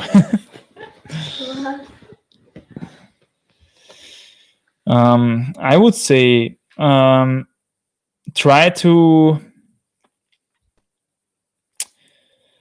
get somewhat used to the fact that you have to train for hard, bigger moves. At least if you're not the standard female climber, which tends to be shorter. I always say that the main disadvantage of female climbers is not that they are so much weaker or anything, because they really aren't. If you take a look at finger strength to body weight ratio, usually they are not a lot weaker. They have smaller fingers, which means that the holds are actually better for them. They are usually lighter. Okay, so a female the same height as a male, athletic body type, usually the female is lighter than the male because the males carry more muscle simply around. Okay. And when we factor this in, we find out that the finger strength to body weight ratio of female climbers is actually pretty good. Okay. What female climbers have the main problems with, and I see this again and again and again on outdoor climbing, is that they struggle with reachy problems because they are simply shorter. And in addition to that, they tend to have shorter arms, disproportionately shorter arms than male athletes. So for a female athlete to have a high ape index, this is something really uncommon. This is unusual, in my experience at least. So yeah, try to work with that weakness of big moves and try to focus on your strengths as well. Okay, and what is your strength as a female athlete, as a female climber? Small, crappy holds, fingery problems, okay, where your small fingers are of an advantage, and really high stepping flexibility problems. This is where female climbers usually shine as well. So this is something that I would focus on. These are the tips for female climbers. Not anything specific in terms of training or anything. The same training that applies for males applies also for females. But yeah, maybe get some dynamics in, a bit, some campus boarding, just to be able to make those big catches, okay, those big reaches, because you're gonna encounter big moves simply more often than your male peers because they are usually taller and have bigger ape indexes, okay? So that's the thing, really. And don't shred, by all means, please don't shred yourself down below like 10% body fat or something. Females have a much higher percentage of body fat that is healthy for the body compared to males. As males, we can go down below 10% body fat and still our bodily functions are working decently. For females, this is not the case. Okay, females should be at least at 15% body fat, in my opinion, and probably even higher than that.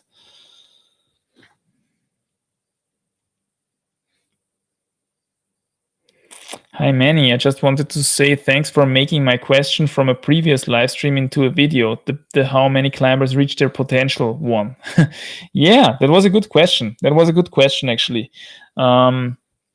It's always interesting to think about this kind of stuff, I must say, because I know that this thought of reaching your limit, and we're living in the age of self-improvement, right? We want to self-optimize ourselves and whatnot. This question, what people can reach, often is in the minds of a lot of climbers as well. And it's really hard to ever answer that, okay? Because, yeah, do you have the privilege? Do you have the resources? How early did you start? What's your genetics? But yeah, these are the things that we cannot influence, right? Given that, what does it take to reach your limit? And even then, it takes a lot of privilege, a lot of time for the sport. So yeah, not all of us have this kind of resources and that kind of privilege, and we have to live with that. We have to work with what we got. That's what I always say. Work with what you got. All right, guys. I think We are again into the stream for already 2 hours and 18 minutes. Amazing stream, amazing questions. I've talked a lot. My voice is already cracking, even though I'm sipping regularly from my beautiful live stream receptacle here. I think we're gonna slowly bring this stream to an end. So last couple of questions, please. I'm gonna answer a few more, and then we're gonna finish it off. I'd say I can hang on an 18 mil edge with 50 kilos added. Is it a good strength for 7A root, 7B bouldering? Well, I suppose that's both-handed. On an 80 millimeter edge. 50 kilos sounds like a lot, to be honest. Sounds like a lot. Maybe you could even already climb a bit stronger if you would have the technique. Also, you're obviously 7B bouldering, but only 7A root. With 7B bouldering skills, you should be able to do at least 7C plus root grades, okay? So just in terms of conversion there. Dino the Crux. Hi, Manny. I'm a metallurgist. I study metals for aerospace and applications. I look through a microscope every day, and it is amazing to see how things are made of and how it affects its master body. Absolutely, man. Absolutely. And I think it's amazing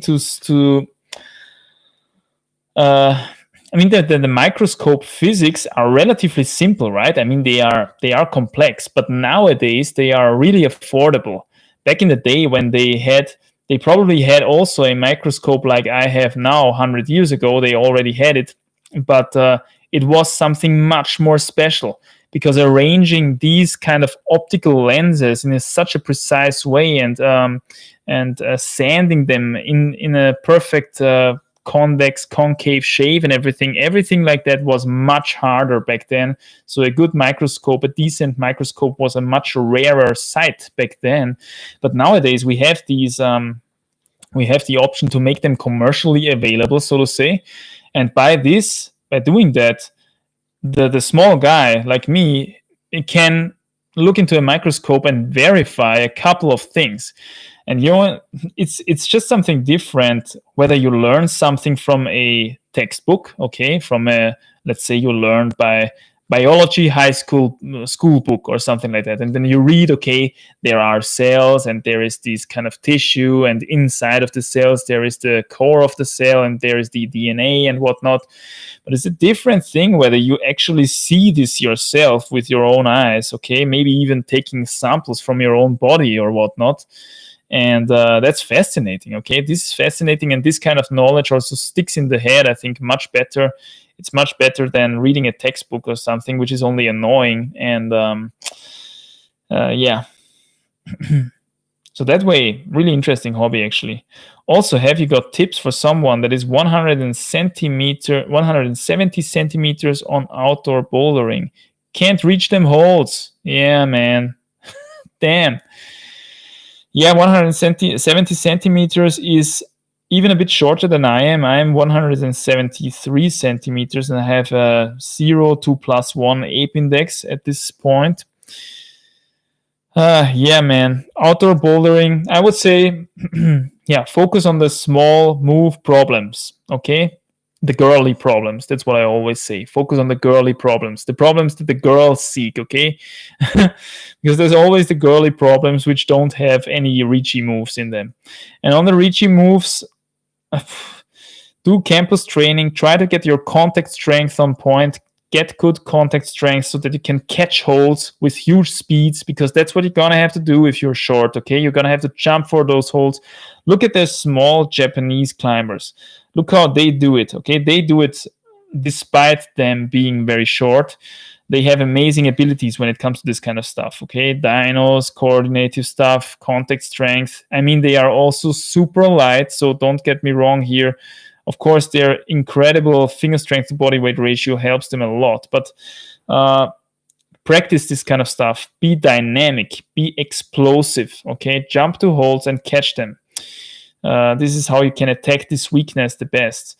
But in the end, it's never gonna be your strength. Okay, it's never gonna be your strength. You never be the guy who flashes the big dyno boulders. Okay, that's always gonna be reserved for the 180 dudes. But yeah, no problem. There's enough. There's enough. Just crappy holded, small hold, short moves problems, the girly problems out there. Crusops, thanks for answering my questions. Have a good night. Yeah, it was a pleasure. Look forward to your new videos.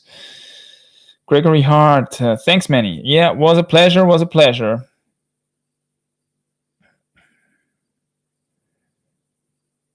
Hi, Manny. Do you have any tips to find weaknesses in your climbing? I'm a 7th grade climber who feels like I'm okay, quote unquote, at everything, but not great, quote unquote, at anything. Struggling to find focus in my training. Yeah, maybe you're just a generalist and not a specialist. Actually, in terms of climbing, that's not a bad thing.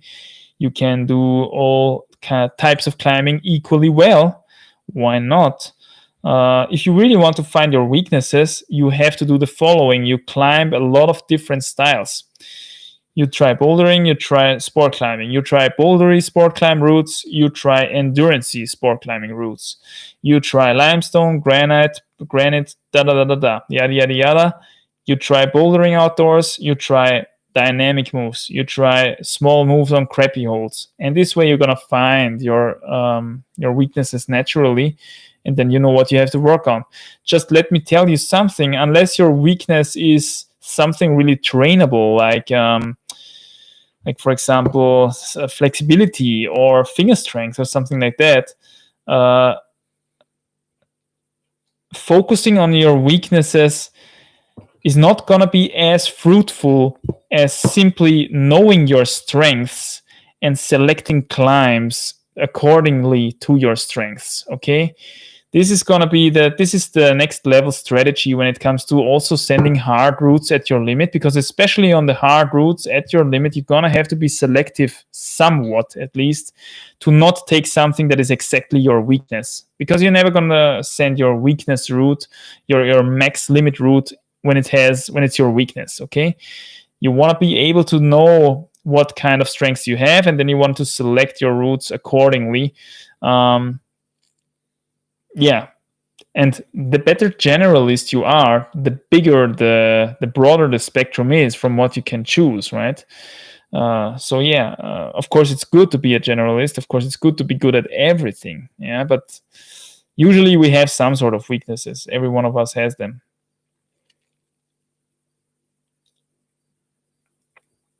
Thanks for your answer. And yeah, both-handed, obviously. Yeah.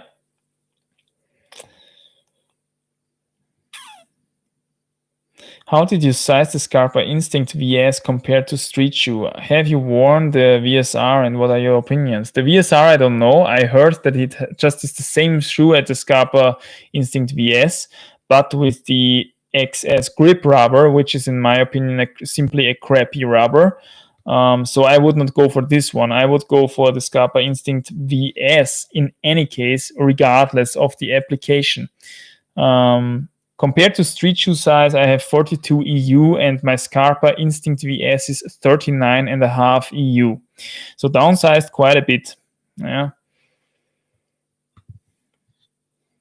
I think the Scarpa Instinct VS is actually a pretty good shoe, pretty decent shoe. Cheers, Manny. You're a great person. Thanks for that. Thanks for that. I'm not sure I'm a great person. I'm just doing my thing. You're a great person for info and feedback. For info and feedback. Yeah. I'm trying my best.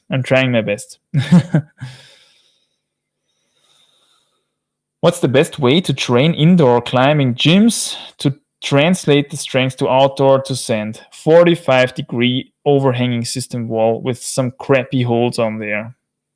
This is the number one thing that I had. If I could pick only one thing for training for the outdoors that I train indoors, it would be the 45-degree overhanging system wall. All right, guys, we are approaching 2 hours and 30 minutes on the stream. My voice is gone. I thank you for this hangout. Thank you for your participation. Thanks for posting questions. Yeah, I think the next stream is going to take place at the next Sunday. We're going to try to keep up the streak, try to keep the streaming streak up, because they are a lot of fun to make these kind of streams. I hope you enjoyed. We are gonna go to sleep now, I think, because it's actually already close to midnight here in Austria. I don't know wherever you are, what kind of time you have, but I wish you either a nice day or a good night or a good afternoon or a good noon or whatever you have. Was a pleasure to spend some time with you again. Stay strong, and keep crushing. I'll see you soon in the next video, guys. Bye. Have a good night. The stream is over.